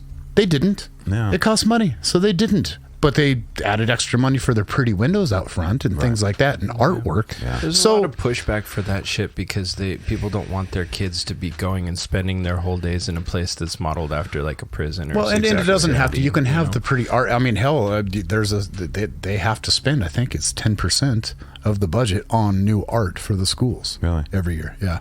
I believe it's 10%. I might be wrong, but I think that's what it is. Anyway, and even in this area, we have student resource deputies that work in the schools, and it's usually one deputy might have 1 or 2 schools. That's not enough staff. No. First off, we've seen that most of the time, too. Student resource officers are on their latter years and they're just trying to get through their career, and probably at that point they're probably not staying proficient with their health and with their shooting and with their tactics and with their patrol procedures. And that job in general is a pretty lax job. You're dealing with kids, for, most of the time. I mean, they can be I crack dicks, jokes and call them gun packing parapros. It's a hard job, and I would never fucking want it. Right. I'll straight up, it's a hard job as far as dealing with kids. I'd rather deal with criminals than kids any day. as far as my job went. Sure. It's a hard job, and I wouldn't want to do it. But it usually is for people towards the latter part of the career. Their mind is not on what do I need to do in case of a shooter. Their mind is on, I've got 13 months to go and I'm going to get the fuck out of here. Right. Did that kid put a fucking thing on my back again? God damn it. Yeah. Yeah. So why is everyone kicking me? so I do like the idea of either making it shorter stints for people in schools, although there's something to be said for somebody that works for schools for a long time. They know those kids really well, and they build really good bonds with them. They're super effective. So you can have either younger deputies work for longer periods of time, or maybe 5-year stints, or change schools if you can hire specifically for that. But also the other idea of there's a lot of highly trained military people that are really good people that need work. Yeah. And I think that they should be paid well for that job. And there should not just be one per school. There should be several per school. I think it's this big of a deal that I think that it needs to be looked at. Do you think that should be paid for with like community taxes? Like who pays for it? I'm okay with that. Man, I would be okay with it. They spend a lot of money on schools. I feel like that's there's a lot of shit that we pay money for that. I mean, if our children are the future in public schools, something that is still going to exist and needs to be important, I agree that kids shouldn't be afraid of getting. Nobody should be afraid of getting shot. Period. But guess what? The world's a scary place and it's dangerous. It is. But yes, we have a responsibility to keep them safe. But having a responsibility to keep them safe isn't legislating shit.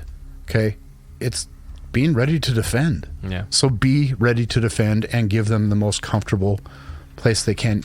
You can have security, and they can have their own offices and out of view. They can, and there's cameras in these schools. Put a Navy SEAL in a fucking There's closet actually some really cool systems they now. Don't see them. Just pop them out. Just hang them up in there. So this might be information. This might be information that nobody Unfollow knows. the Marine.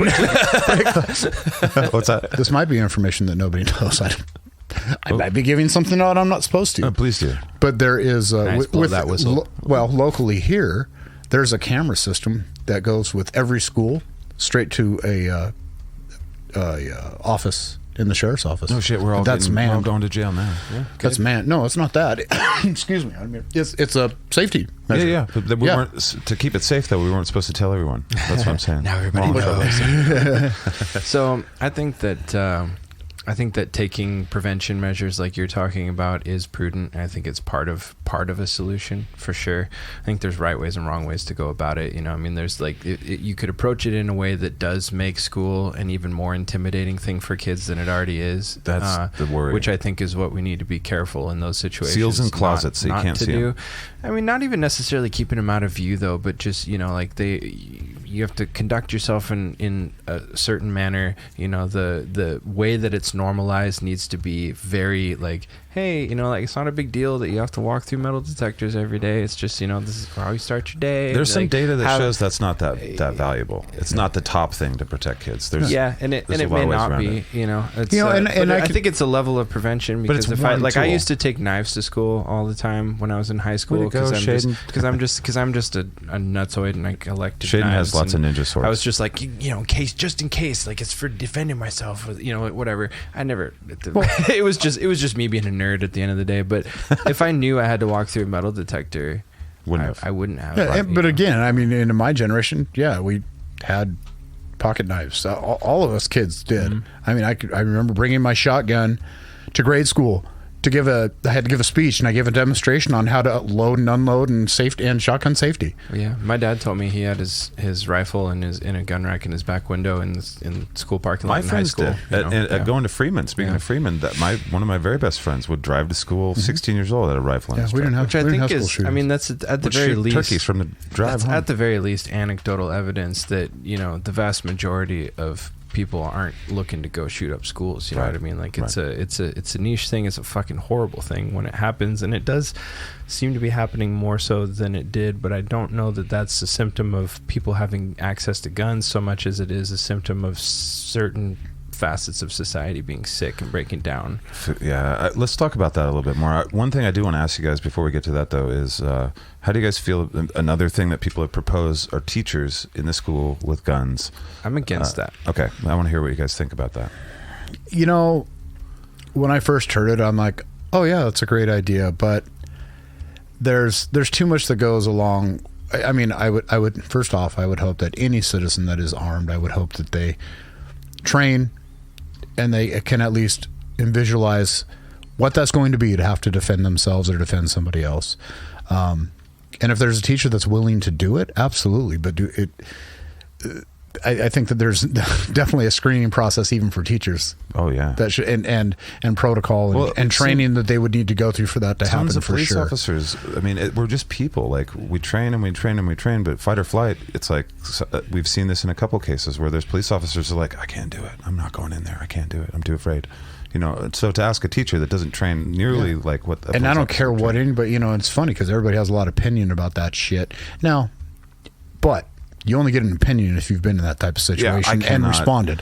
I'm not going to call anybody a coward for trying to live. Like that's, I get it. It's the most awful situation, but it's not that cop's fault. It's that person that's shooting people's fault. That is what's going on, and we kind of lose track of that. Right. But we do want you guys to be superheroes. We do want police officers to just jump in front of bullets for innocence. There is right? a certain degree. There is a certain degree of like, well.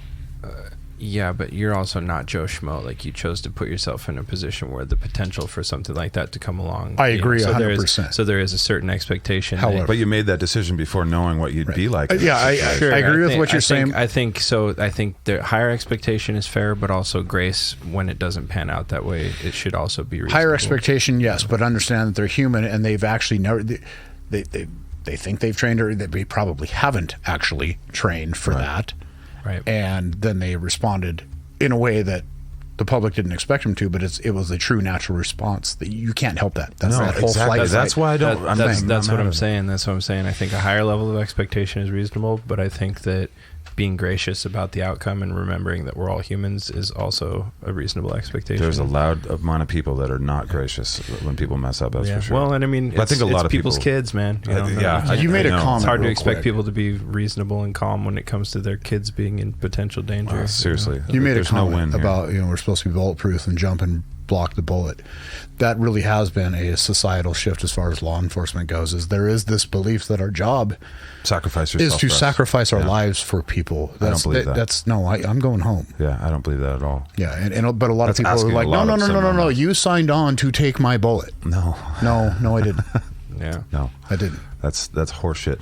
But real quick, so you would say yes in certain circumstances to a teacher with a gun. I could see where it could be beneficial. I could There's see where it definite also could be drawback. shitty. Yeah.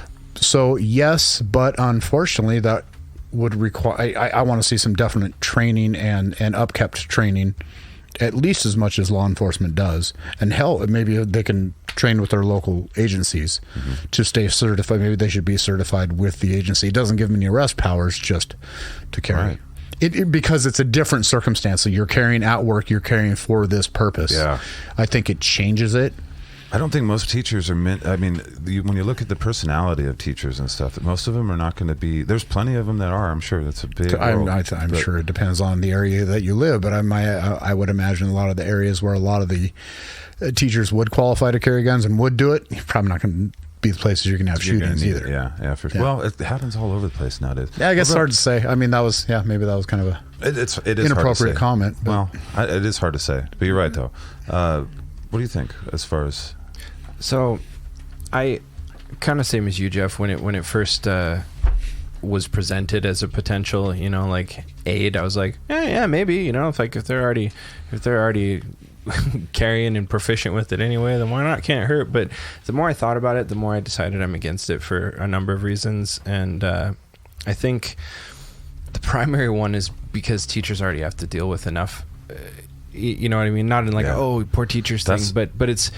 It is kind of when poor you have teachers, it, so when they you have have a busy whole job. a little bit, but when you have a whole, it's another one of those things where it's like I think it's reasonable to have a little higher levels of expectation because you put yourself in that, you know, Sure. like you signed up for it, you know, but at the same time, same deal as the cops, you're still a person, so like it's a lot of strain to put on a single person to manage a whole classroom of children. No matter, even in high school, you're still children, you know, and children tend to not have a really firm grasp on the totality of consequences of things because they just haven't experienced enough consequences yet, especially as it pertains to, hey, don't fuck around with guns because someone could die. You know what I mean? Even if it's just an accident, which happens all the time. Happens more than people getting shot on purpose in schools. Is just accidents that are causing people to be injured or in some cases die from guns. Just because they're being handled improperly. And this is a lot of the times it's in homes, you know? So it's like parents that are, I mean, I would hope are proficient with firearms and they just either didn't you know, put in enough education with their kids or weren't careful enough with their equipment that an accident happened and something bad went on. So multiply that by a classroom of 20 to 50 kids and it's all on one person. Like all that teacher has to do is make one mistake and then that's another kid dead that didn't have to be, or injured that didn't have to be because they left their gun on the desk for, you know, and one of the kids saw it and went, "Oh, teacher's gun's down," you know, and like it's like, which you would hope would never happen, but people are people, you know. He could be walking with it in a hip holster through, you know, between desks, and some smart ass kid just, you know, tries to go for it and I forgot to put the safety on, and then the teacher gets shot in the leg, you know what I mean, or whatever. There's just too many, I think, as far as when it comes to managing your margin of risks. Teachers already have to keep track of so many different variables dealing with that many kids in a day. I don't think it's reasonable to ask any human being to take on being conscientious with a firearm in, you know, a loaded firearm in that situation. Like, I feel like that needs to be somebody's job. If we're going to go that route, that needs to be somebody's job who that's their primary focus 100% of the time. Teachers, you're like you said, I mean, they've already got, they're filled to the brim. It's a hard job, man. It is a hard job. It's something I always wanted to do, and then until I learned about all the intricacies of what goes into it, and it's like that's too much for me. Yeah, man. And it's like, it's kind of a thankless job too. Like, I mean, maybe in a college professor standpoint, it would be a little bit different because it's like people really want to, you know, for the most part, they paid to be there, you know. So it's like at least you're not trying to manage a captive audience of people whose parents were like, you have to do this, and they're still got, you know, their frontal lobe hasn't developed yet. Well, still, college kids haven't either. Yeah, you know, you're right. That's true. It is better. It's further along. Yeah, depending. I guess I was thinking of more like adults going back to college, but yeah, you're right. Yeah. So yeah, I'm just against it because it seems like it's just inviting more problems. Like there should be somebody who needs to be focused on it. It doesn't seem like their primary directive. It doesn't seem like the most sober solution. It does seem like if you do have like a specialized person that's now a teacher that used to be a Navy SEAL or you know, Secret Service or some shit, it's like, okay, yeah. But these are gun-free zones, so they'd have to get like special permits and those kind of things. So yeah, be interesting. Well, and plus, if I was a teacher, man, I would say that if that was the thing, like Jeff said, there would have to be a lot of training, a lot of certification, a lot of, you know, like you would have to go through some rigorous shit to be able to be allowed to do that in the first place. If I was a teacher, I wouldn't want to take that on top of all the other shit I had to do. That would deter people from wanting to be teachers. But so is the threat of violence too. That's scary to people. Yeah, so here's another issue that occur there. I mean, if you think about it, officers do respond to a shooting at a school, and the teacher that is supposed to have the gun, who's in plain clothes, they don't know, and they smoke him. Exactly. So you would have to have, okay, these are our designated teachers for this school, and the police. We know who they are. You know, he has to wear a special pointy hat. He's the armed teacher. So yeah, I mean, but you know what? There's potential hazards in anything. In all reality, absolutely. There's no utopia, and we're not going to figure it out. I'm not opposed to it. I don't have all the answers for it, but I think that it would have to be something special above. I'm a teacher and I want to carry my gun. What's the most secure places in the country, and what do they look like? My house. Right, that's fair enough.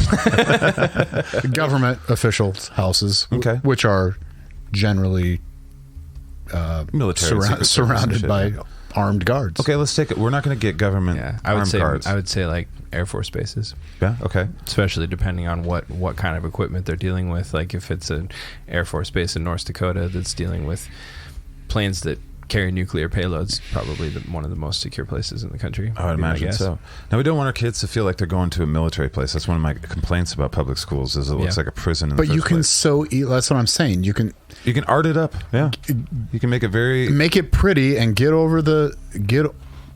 I'm just going to say it. Get over the goddamn metal detector. Who cares? Well, yeah, okay. But here's the reality. I mean, you can make a 3D gun out of plastic if you really exactly want to. So, and if people, the people like you that wouldn't bring the knife to school, I wasn't going to do anything anyway. Exactly. No one's worried about you. So it's only deterring and disarming people that we're not worried about in a sense. Yeah. So, but there's some studies. And as far as having school resource officers there, if you had a team of them, it really doesn't matter. You can keep them hidden very well from the kids. I think so. Very easy. Yeah. And I think that's probably the answer because when you think about it. So what do you think though? Because like I feel like there's a certain element. I mean, maybe elementary school kids don't really need to be seeing that kind of shit, but like middle school and high school age kids, I feel like it would almost be a benefit to them to learn how to behave around an armed professional, because a lot of kids they never have to deal with cops. They never have to, like, they don't run into that until and unless. Why do we have such a negative stigma? And they're just like, ooh, like all the boogeyman comes true because like, whoa. But why is this the boogeyman? Why is I'm in trouble and maybe it's like my dad because he hit me but this one has a gun and so they do dumb shit. Like it might be beneficial to have kids like, you know, hey, this is Officer Dan, and Officer Dan is hopefully a friendly guy but is also a professional, and they're like, oh yeah, you respect him but he's still just a guy and he's on our side, and like I think that could be valuable. Well, that's a societal issue anyway. Safer, that's the point. Where you know, you just refer to the policeman as the boogeyman because that's what society thinks now. That's what I mean. Maybe it would help to dispel a little bit of that for kids if they had to deal with safety officers that had guns while they were in their formative years. There was a safety officer. It's funny, the more police are needed, the more they're villainized. It is strange. I mean, again, and same with teachers. I feel like it's and that's what, you know what, that's your, and I never thought about that, but you're right. But this is for ideologues though. Most people aren't ideologues. You know, most people don't look at things like, I'm on this team and I agree with everything on this team and nothing on this team. You know, and they look at it kind of from that perspective. I'm going to go off and I know people that do. I don't.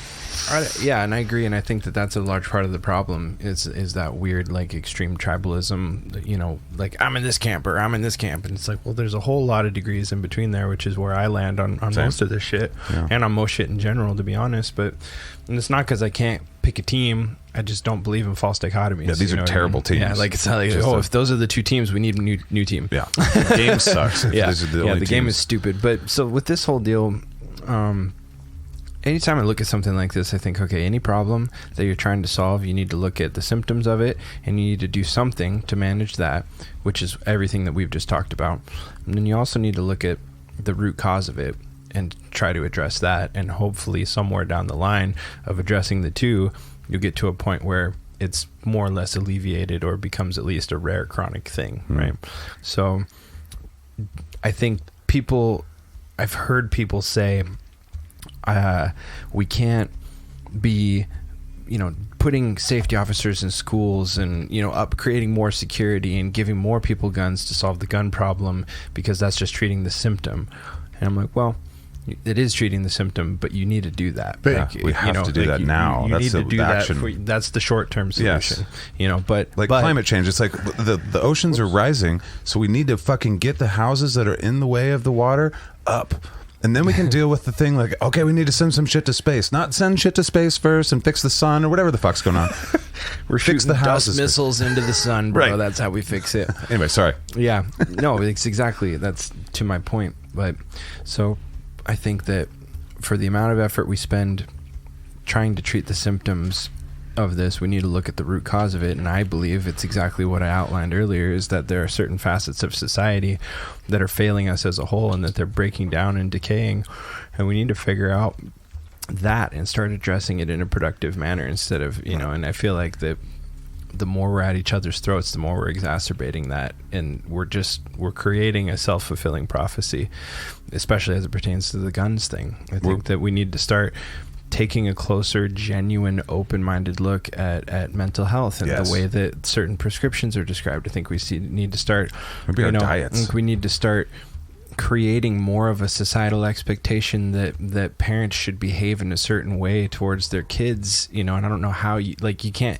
not in an enforcement kind of way, but in like a, hey, this in our society, this is how we expect our kids to be treated, and if you're not treating your kids that way, then you're going to be a social outcast at the very least, because that's not, you know, like we shouldn't be breeding little serial killers. And I mean, there's a way more nuanced way to look at that, you know what I mean? But just speaking in general, like there's things that we can look at that would alleviate this problem before it becomes a problem, which is really what we want to be doing. But that's a harder thing to do. And so I think that's why it's easier for people to just go, guns are the problem. And I'm like, I don't know that they are. I think guns are just a tool at the end of the day. Yes. You know? But your instincts are fucking right on the money as far as I'm concerned. It's like, go to the source of the supply chain. Yeah. It's like we have mental illness and this is one of those things where people, it's strange. You brought this up earlier, Jeff, where it's like when police officers kill people, the police officer killed the person.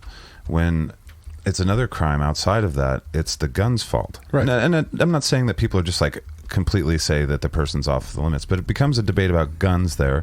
But when police officers do it, it becomes a debate about police officers. Yeah. And so we're not consistent about the argument. Yeah. I'm not really even sure where I'm going with that, but it doesn't seem like there's the main thing is the problem at the source, which is mental health, which can come from a lot of different places. Like I have a couple of teacher friends, including the one I was talking about earlier, where he's convinced in some level where it's like, these kids don't eat healthy. These kids have energy drinks throughout the day. They're drinking pop to tamper down off the energy drinks. The diets that we eat perhaps can create, I mean, it's chemistry. So the chemistry that we're putting in, making our cells from, are things that we definitely didn't evolve to do. With basically no knowledge, I believe that 100%. I mean, just all anecdotal. But. And this doesn't mean, I'm not saying this is the cause of shootings, because it's such a rare person that does that, but we're seeing a lot of behavioral problems. A ton of variables, and all you can do is start chipping away at variables and see, and then look at the data again and see what, if anything, has changed. You know, just keep chipping away at variables. Like, oh, energy drinks aren't causing shootings, Zach. That's silly. Oh, okay, well, yeah, of course they're not, but maybe it's one very small contributing factor. Yeah, and so same with like the if we alleviate that, does it make a positive change? Maybe. But here's the other thing that we need to be careful of, and I've been saying this for years, and I'm watching it happen, is we have given the excuse where people can crazy themselves out of any accountability for the crimes that they commit. Seemingly, yeah. And, you know, I mean, yes, somebody that goes in and shoots up a fucking school, probably not in their right mind, but they didn't just randomly do it. They thought that out. Yeah. You know, I think you can be crazy and think shit out. Right. I mean, Hitler was crazy and thought out. But you still have accountability for it. Yeah. Being crazy doesn't mean that you have no impulse control. But what's happening? You can. But what's happening? But that's not the whole. Pay attention to the local news. Anytime you have somebody out running around naked or doing shit out in the street, whatever, everybody's like, oh, thoughts and prayers. Oh, they need mental health help. No, they're probably just fucking high. Yeah, they're doing drugs. They chose to be like this. They made this choice, and this is what they're doing now. Maybe they didn't see the outcome being this way. Yes, they are temporarily willing to take the risk. That's because they're taking drugs. That's what I was hoping for when I first did my first meth. I was hoping one day I'll be the naked guy running through the street. When I did the bath salts, I was like, shall I eat my eye? We can't just default to crazy every time, too. Right. There are motherfuckers in this world. They're dirty, violent fucking assholes. Yeah. And they're going to kill you for whatever the hell they want. And there's a lot of them. Right. A lot more than people want to acknowledge. And you and I argue about this all the time. Sure. But that's a reality. Yeah. And some of these kids would have grown up to be serial killers, maybe that did I mean, they are serial killers in a sense. Well, I guess it's mass shooting. But even knowing that doesn't mean guns disappear. Even if I wanted them to disappear, which we can't I don't, but they're not going anywhere. So let's fight with a defense instead of saying they all just need to disappear. I mean, it doesn't work. Full disclosure, I'm not against gun control within reason. I think I own firearms. I've had to do a background check every time I've bought one. You know, it wasn't just like, I would like to have a gun, and they go, okay, and I go, here's some cash, and they're like, sure, enjoy your gun, sir. Right. That doesn't really happen. It's never been like that, and I'm fine with that. I don't have any problem with that. I think that that's good. I mean, we should, at the very least, there should be a barrier to entry. There's a barrier to entry to being able to drive a vehicle, and vehicles kill a lot more people every year than guns do. I think that's fine. I think it can become really asinine and not make a lot of sense in certain cases, where it's just like, oh well, you're only allowed to have a magazine that's 4 rounds or less. It's like, well, okay, why?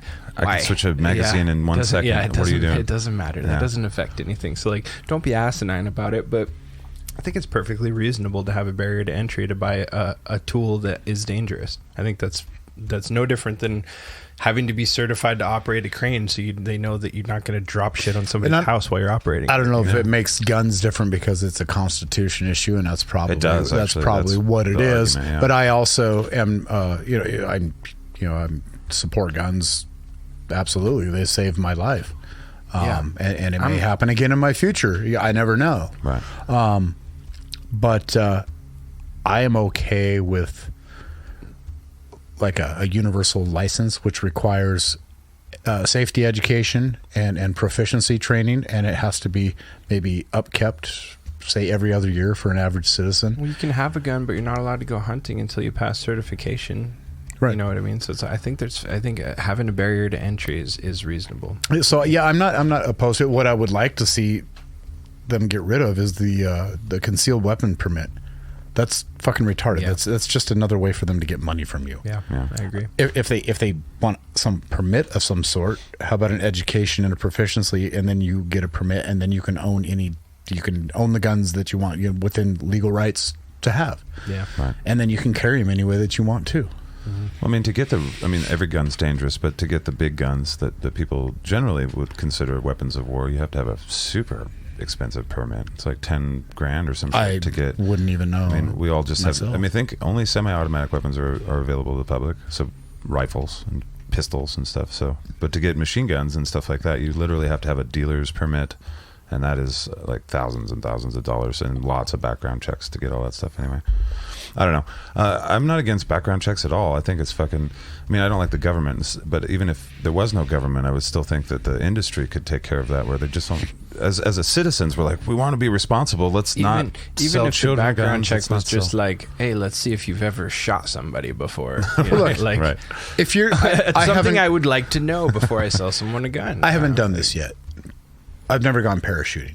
But I assume that when I go, they're not just going to run me through some little class and go in. They're probably going to ask me some health questions or something, right? No, they're just going to give you a parachute and go, have fun. And push me out. Mm-hmm. Right. No, so I fill out their questionnaire, I mean, and they're a private industry. See if my health isn't good enough to be like, I'm sorry, we can't take you up. You can't go. Yeah. Because it's probably going to kill you. Yep. Yeah. Same type of shit I'm talking about. Yeah, insurance could actually. I mean, if they played a role in that, I wonder. You buy a gun and you're a risk of some kind. Your insurance rates are up, and they're like, it's not worth it. I have no idea what the answer is. The problem is who gets to evaluate you as a risk. Then it becomes rich people. Only rich people can kill people. Insurance and is already a scam. Who gets to evaluate my risk? Exactly. That's why I don't like the red flag laws, where it's like it just becomes a tattletale. Some people would not give me a very good score, and some people will give me an amazing score. Yeah, so. I shouldn't say tattletale. It becomes a thing where you can be used as a vendetta against people. In the reasonableness party, we would just let the communities figure out what their ramifications are, and it's like if you fulfill this, then you're allowed to have a gun. That reminds me. Okay, so in the future, because we're able to travel around the world and the world is getting smaller, I wonder if we had an anarchy society, and this is just my pipe dream, but if cities were able to compete for their people, in a sense, if that would be some sort of thing in the future, where it's like we here in this city of Dallas have decided that there are no abortions, and so it's illegal here. And the people that would live there over time, after a long time, would be only people that think that way on some level, and their kids. As long as people aren't forced to live there, they can move away. And again, this is a smaller world where it's easy to stay, so they have something to bitch about. Also valid. Humans are interesting creatures, aren't they? You got to have a opposing newspaper in the town. But I wonder if cities that do it right, that make it so, or cities or states or areas or regions or whatever. So maybe it doesn't have to be just one city, but multiple cities. I wonder if they could compete against each other morally, And economically, of course, it would be economically first, but in a You sense, want the morally. cities to virtue signal? No. So like Texas would have none, California would have a punch card. Right. Yeah. Okay. and the people abortion. and the people 11th one's free. and the people. Am I bad for laughing at that? Maybe. Was it still hilarious? Yes. Funny is funny. It's all God. It's just a fucking ride. Nobody knows what the hell they're talking about. But What's fucked I up is wonder. nobody knows what I think, so they're like, I don't know what he means. Is that good or bad? It's good to keep it in the vague world there. Well, that's our reasonablest party. I think we talked about a lot of things. Obviously, there's some things that we can do for the schools, and a lot of them are being done right now. I mean, Spokane's been pretty good with having a resource officer, having... Honestly, Maybe not some of the things you described, though. They have a lot of entrances. I know there's locked doors and stuff, but there are multiple entrances, and there aren't metal detectors or any kind of choke point. I'm sure there's choke points, but I don't know.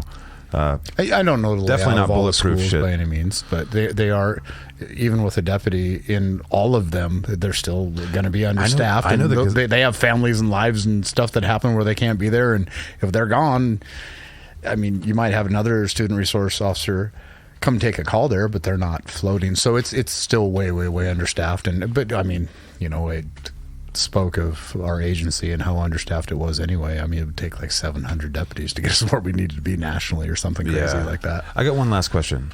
I wonder, and I know you guys probably won't know the answer to this, but I wonder what the richest schools look like. The most, where, say famous people, where their kids are going to school.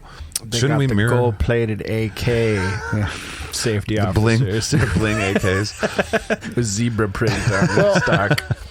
But I wonder what they're doing, and why not just do that? It seems. I mean, they're going to be doing whatever is possible. That's the best, given the circumstances that people will not be able to uninvent guns. So I wonder what they're doing, and why can't we copy that for the public schools? Like, I mean, we're talking about security officers right away, so they obviously have that, and we can get great security officers all around the country because the military trains lots of folk and police.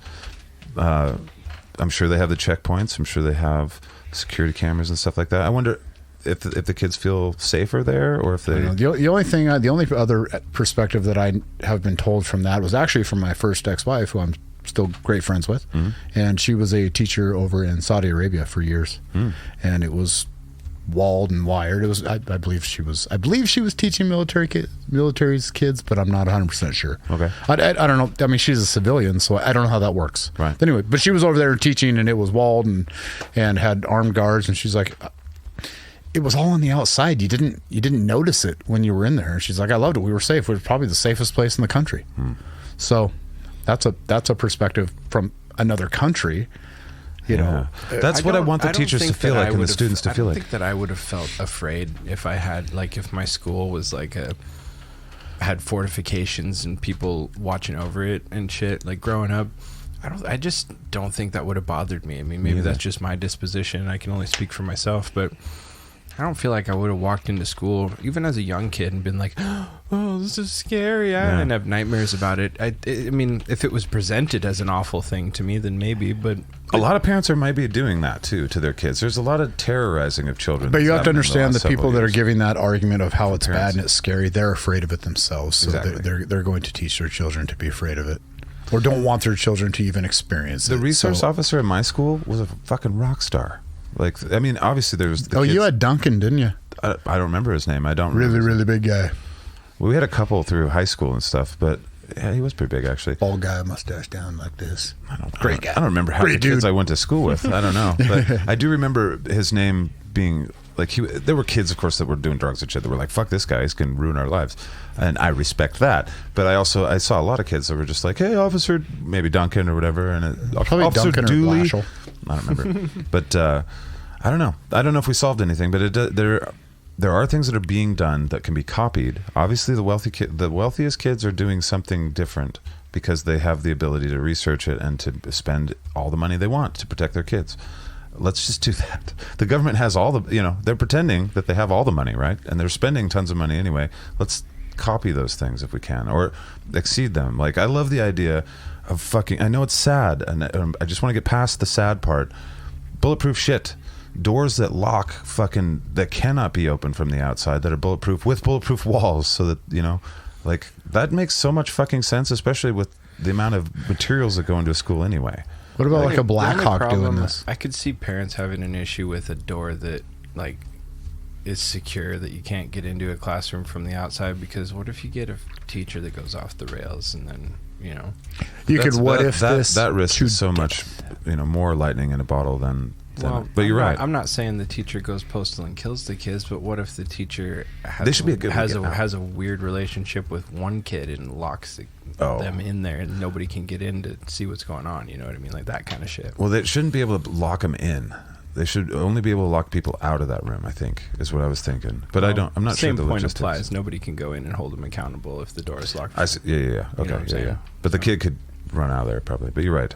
But that scenario compared to the shootings, it's like, yeah, you're right. There's no perfect way to do this. It's always trade-offs. It's never solutions. It's always trade-offs. That's why all school doors, at least where I went to school, they all have to have windows. You have to be able to see in the classroom when the door's closed. Well, yeah, there's risk in everything, so you have to. Okay. If there's risk in everything, you have to decide what you have to decide what the problem is, and then address that problem, understanding that you are going to create other issues, but are those other issues more or less than the problem you're trying to solve? And that's what you have to figure out.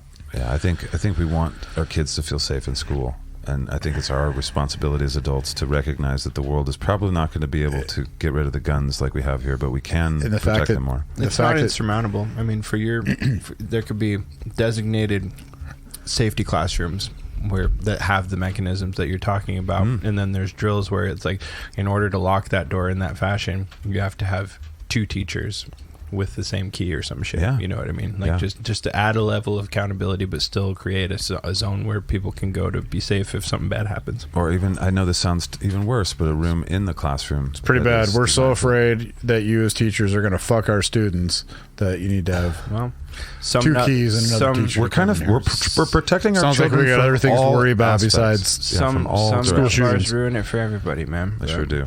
But I mean, it's like you say, that's another example of treat the symptoms, but also examine the root cause. You know what I mean? I agree with your sentiment. It shouldn't have to be that way. But it is, unfortunately. It is. So we have to deal with both. Well, as the reasonablest party, we have to try. It really is too. It is. Yeah. We have to try and find the most reasonablest way as the reasonablest party. That's our mission statement. So to be reasonableistist, we have to figure out the supply chain where it starts. And it sounds like mental health. All right, why don't we move on to our normal things like advice we give ourselves and things I learned and fuck this shit. Let's start with advice we learned, or advice that we give ourselves. This one's Jeff, and this is going to be about some physical stuff. It's about working out. Yeah, this is more about working out, and I'll be straight up. This kind of goes right out to Donald. Donald wanted some of this, so Donald's going to get some of this. How this kind of came about is I recently changed my own. I'm in the midst of changing my own program from bodybuilding because I decided I wasn't going to do that. I want to get into Spartan races by this spring. I'd like to finish a full-size one by this spring. That's my goal. Yeah. So what are the 4 basic areas that you look at when you're trying to get healthier, the things that you should take care of yourself? Just the physical portion. I mean, it's always diet, right? Diet's the first thing. Everybody's like, well, I need to stop eating fucking cake and drinking beer. Maybe have a cup of water and salad.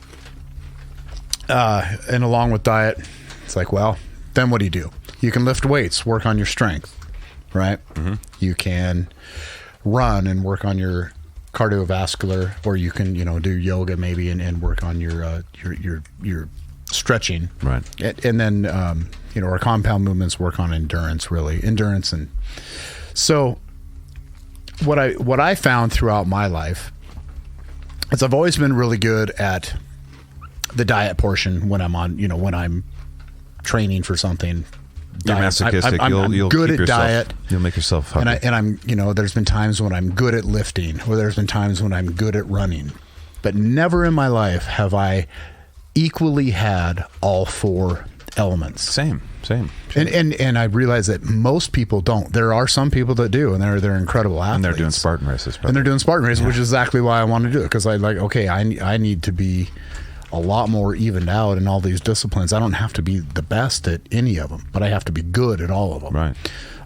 So I guess the message I'm getting is it is good to if you're going to start attacking this, just be mindful. Yes, diet's good, lifting's good, running's good, yoga's good, whatever you're doing is good, but you have to remember that there are many different principles that you have to apply, which really makes it fun. Because, now it's like, so 3 days a week, I want to lift weights, and I can hit just the major muscles and the major things that for upkeep and strength, but then there's 3 days where I get to really test myself with doing just a full body workout and different exercises. In fact, like circuit training. I shared that with Shaiden, and I think he'll appreciate it. Yeah, I have I paid for it. A buddy of mine put together a program for me. Get a trainer. You have to learn your ABCs though, or else you can't do it. You do. I'll get into the get a trainer thing here in a sec. And then I have an actual Spartan, which is going to work on my endurance and my cardiovascular. And it's an 8-week program. I'm going to train for 8 weeks, reevaluate, then up the training. Is what's going to happen. Wear like the leather underwear and the cape and the helmet. I'm totally wearing that. Absolutely. Yeah. And at the end, you throw a spear. Good. Perfect. Yes. I love that. Yeah. And then the Trojans come and they got their condoms on and they fuck it to death. Wait, what happened? And it cuts Xerxes' cheek a little bit and he bleeds. So and I guess I found out he's not God. I'm not God. So I want to go to the one in Montana, and I guess there's a 13-mile race, a 3-mile race, and a 7-mile race, and and there are 3 different days. Well, I want to do all 3 races so I can get all 3 medals and they all go together. So I think I can do that by then. Like they fit together. Yeah, like Voltron. Yes, exactly. It's designed to open up some portal somewhere. Know how to get me. And anyway, so I just want the jewelry, Voltron medal, just for the sweet shit. But just be mindful because right now I'm miserable. I've got a lot of strength, but my cardio is terrible. And I have so much pain in my hips and my back because I haven't really worked on my stretching, and my endurance is down. So I have to really relearn everything now. I'm in a whole new realm, and it's great and it's fun and it's exciting, but it hurts. It sucks. This at the same time. I'm wondering, one of the things that I'm trying to do for my health is I know that when I'm old, I'm going to be sore. I'm going to be less able to do things, and I wonder, I feel like one of the things you're supposed to be is nimble. As nimble as you can be when you're older, so that you're not falling and you're not, keeping your hips healthy and all that stuff.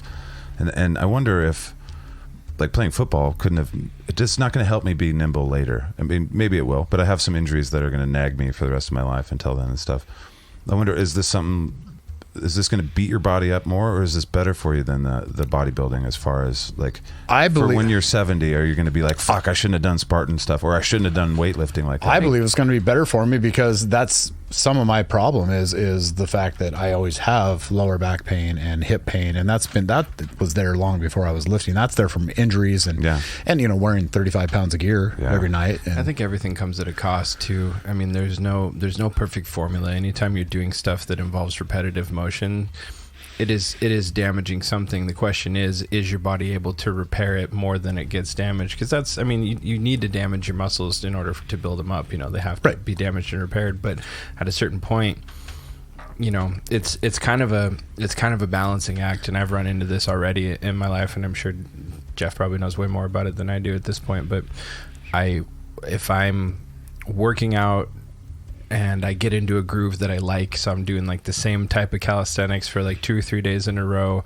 instead of mixing it up like you should, and I'm also not taking the vitamins that I need in order to recover properly in between, and I can fuck myself up for a week to where I'm just it kind of wrecks my workouts for the next week because I'm hurt, I'm in pain, because I messed myself up. So that's not, I'm doing healthy shit, but I'm doing it in a way that's not necessarily serving me in the long run. So, it's just, you kind of have to be cognizant of what am I doing, and you need to pay attention to the big picture, like you're talking about, Jeff, where you gotta be if you're doing one thing, you got to do the things that service that thing. If you're doing your heavy weight stuff, you ought to be doing some flexibility stuff too, so that you have the ability to bounce back and recover. Yeah, and the reality is I'm paying for it now, and I don't want to see you guys pay for it, so do it right. Yeah. So what are the 4 again? Basically it's diet, and then it's your strength, cardio, endurance, and flexibility. It's really the best way to say that. Okay. And that's pretty easy to do, really. If you took 30 minutes a day, you could probably get all those things throughout the week, right? Pretty well. Hit them all. Yeah. 30 minutes a day, really at a minimum, honestly. But okay. 30 minutes a day of vigorous movement. And that was the other thing that you and I have talked about too. The last week, I've just been doing body exercises, body weight exercises, push-ups, that's my burpees, all that stuff. And it's very inexpensive. It's awesome, but it sucks. Like I hurt. I'm in a lot of pain that I haven't felt in a long time. And it's almost like I'm all anew, just getting started again. And it brings me back to that first couple weeks of, years ago when I got started. I just love it. But I'm kind of every time I'm pushing myself really hard with calisthenics. I remember that early on when I was living with you, and I was just like, dude, because I was coming out of a shit situation. I was like, I'm so depressed, I can't get out of it. And you're like, let's work out. And I'm like, no, fuck off. And that's like, the worst thing. You're like, come on, dude, let's work out. And so I remember just you and me doing fucking bicycle kicks on the floor, and we're just like, and you felt every better. Every time I work out, I think about that shit. You felt better afterwards, right? Yeah, I actually come across an interesting theory on bodyweight workouts recently, because the whole deal is you don't get the same level of extreme resistance as you do when you're weight training, right? Because you can only work with your body weight. But I was listening to this guy, and he said your goal is to get to be able to fail more quickly.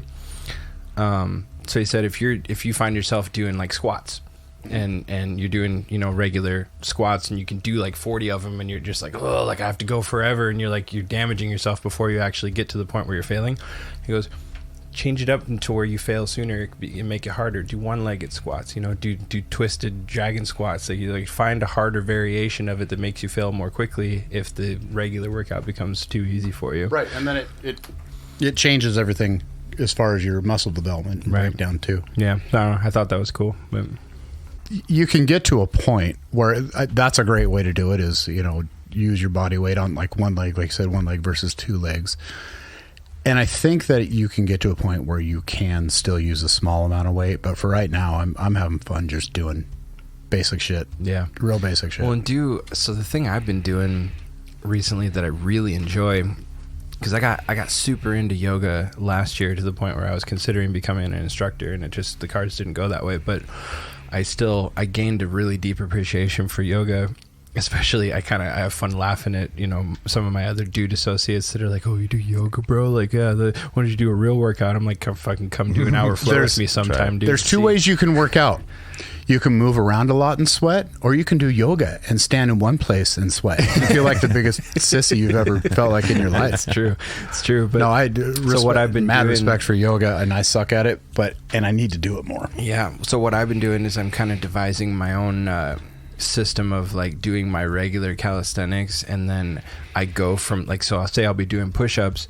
I'll do 15-20 push-ups, and then I'll go into downward facing dog from there, and then and I'll do a few yoga poses and hold those, and then I'll go back and finish my push-ups, and then I'll roll over and do some I'll do a back bridge, and then I'll turn that into doing some ab crunch workouts and stuff. That's an interesting combination. Yeah, because it's kind of it's maintaining.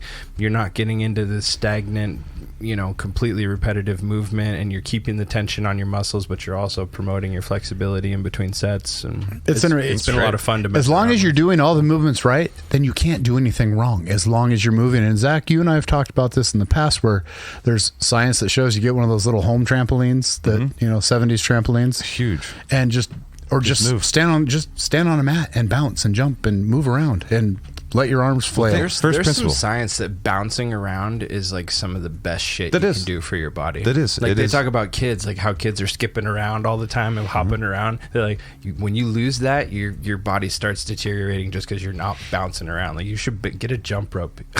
Yeah. Just bounce around. Think about it. Goofball. I fake jump rope because I'm terrible with the real rope. But if I don't have a rope, I can jump like a motherfucker. Yeah. Well, it's first principles. It's and jump rope is one of the very best exercises for the same reason. But that little trampoline is so good for you. It's 15 minutes of just shaking all of your cells. Think of it like that, because it's at the fundamental level. Exercise is the movement of your cells.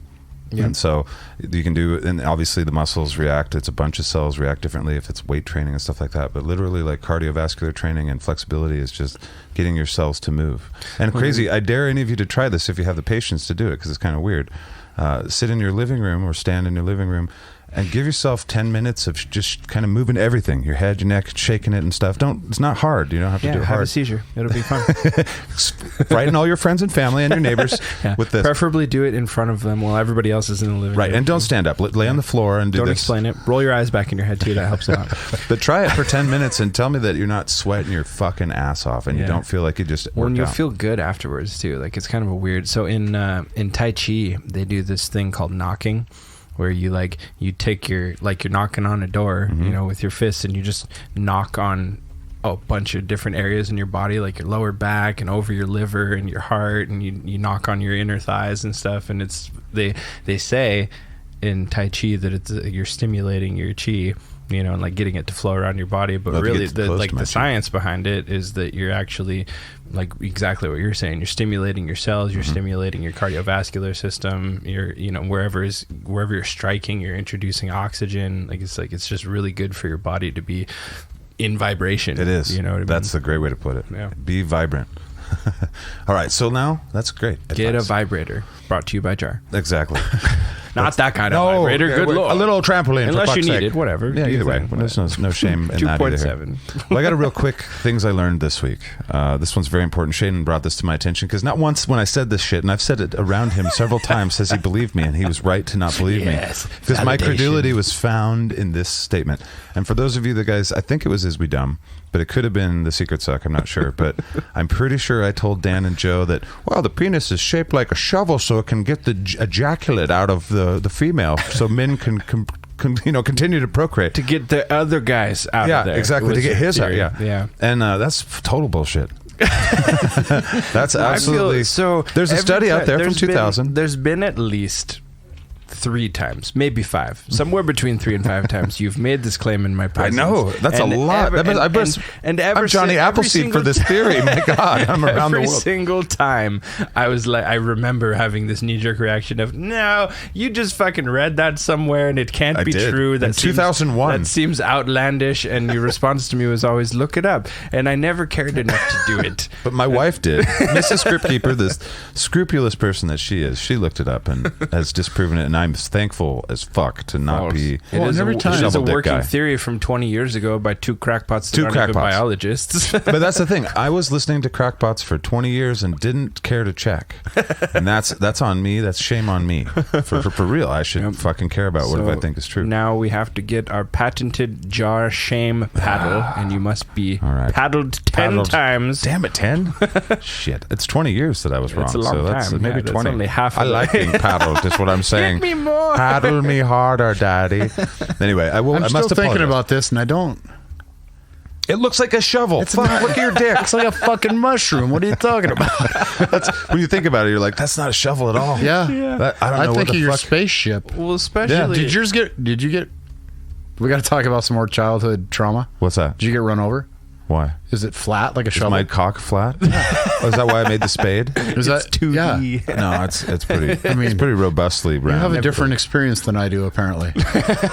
First off, you got to shovel somebody else's shit out. Right. That's a problem. Whoopsie daisy. There's a lot of competition. How for, soon after would you need to get after it? To like be able you were to, saying, that's like 10 All the life of a rock 10 star. seconds later, you'd have to be in there as soon as the guy's done. Like literally, like, get out of my way! I got to get your cum out of here. Not to mention, if you're not circumcised, like It doesn't even. I you're not- understand when you're erect, the hood comes back, right? But if you're talking about the shovel, that's on the There's no exit. handle. It's pulling the hood back around the shovel. No. bit. It's going in, and the shovel is actually getting a scoop. It's grabbing it.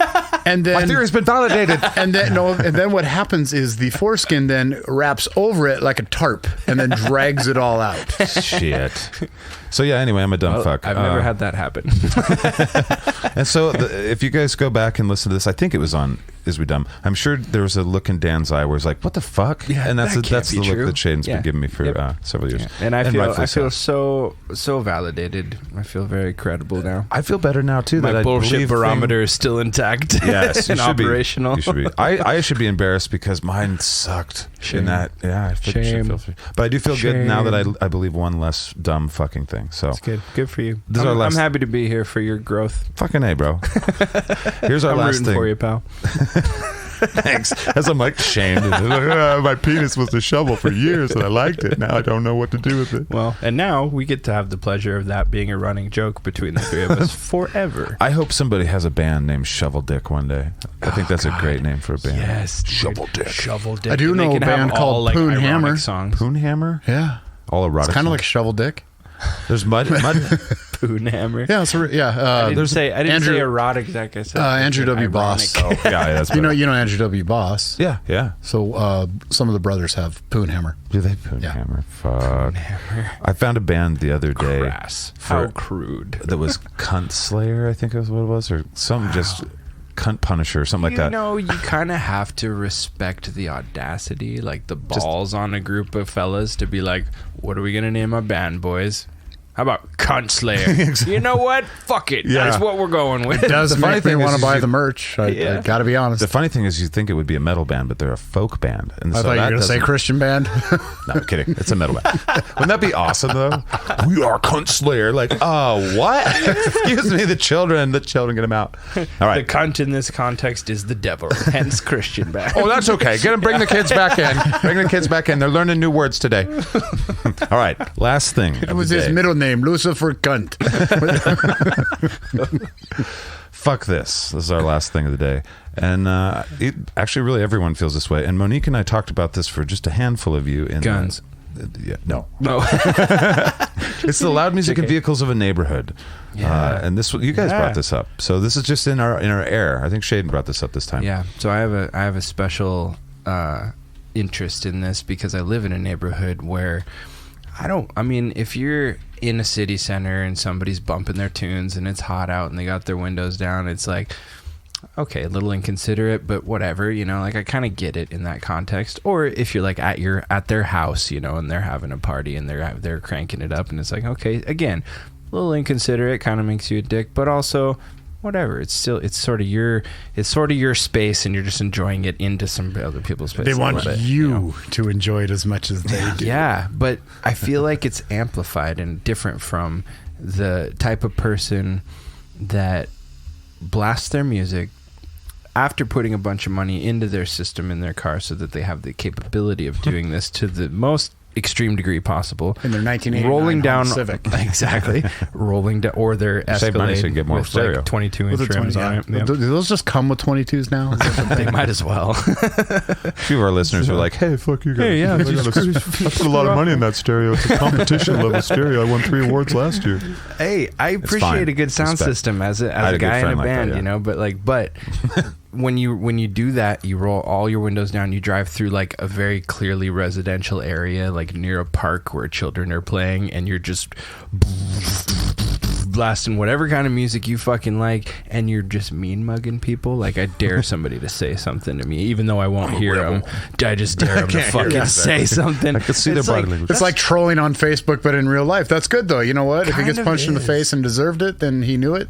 Good for him. That is trolling. It kind of is. It's just a weird flex to me, man. It's It just is a like, weird who- flex. who are I'm you- so cool. Who are I'm you so trying hard. to impress in my I'm hard. neighborhood? My neighbor's like 12-year-old son and 14-year-old daughter are riding scooters across the street. They don't give a shit about your fucking stereo system, dude. Like, my theory is really simple. They're pissing in my ears like a dog would piss on a tree or a bear would piss on a tree. They're claiming this land. they're asserting dominance Yep. over this. So they pissed on those kids. They're like, those are my kids now. Fucking. Well, don't piss on children. If you do, fuck you. You're an asshole. Right. Well, they're pissing on them with AC/DC blaring through their motorcycle speakers. That's what they're doing. Why AC/DC? Because that's all I hear down our 'Cause street. Because the I- 2 guys down our street, that's all they. And I know, Monique and was that's saying my Steely question. Dan. They probably think I live. Why Why? AC/DC? It makes me want to feel like pissing in kids' ears. They probably think I live here and know that I fucking hate AC/DC. It's possible. God. Hey, man, they're iconic. They're not I don't seek them out to listen to them, but I respect. I what respect they the shit out of them, stand but the for. problem is I've listened to them for 35 years. I don't want to listen Yeah, to them let it anymore. go, man. I think there might be something about their fans too. I think there might be some to that. Yeah. I'm not sure. I don't know. But You there's saying their fan base is toxic? I don't know. I would never go that far as saying that. I really do like AC/DC, but I won't listen to them anymore. And maybe it does have to do with some of their fans. Maybe I got in a bar fight nobody's with a guy. impressed. You know what I mean? Like nobody ever sees somebody rolling, like blasting AC/DC while they're rolling down the road, and they're like, wait for me, I want and to they're roll like, with you, bro. fuck yeah, what a hero. That's not true. Usually, How dare that's you? not true. Oh, That's not true. Usually, they have really long hair, but they're bald on top. okay. They have very tribal-looking tattoos because they're about my age, Okay, now and it's they got a starting to tattoo really- when they're 17. Yeah. I'm gonna cover up my tattoos real quick.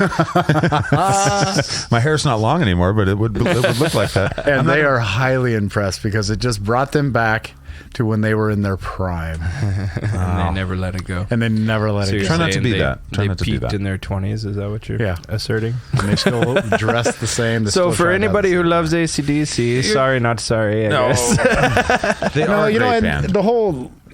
I've never really lived in a place where I've had people roll by with blaring music enough to piss me off. Yeah. I guess maybe it's because I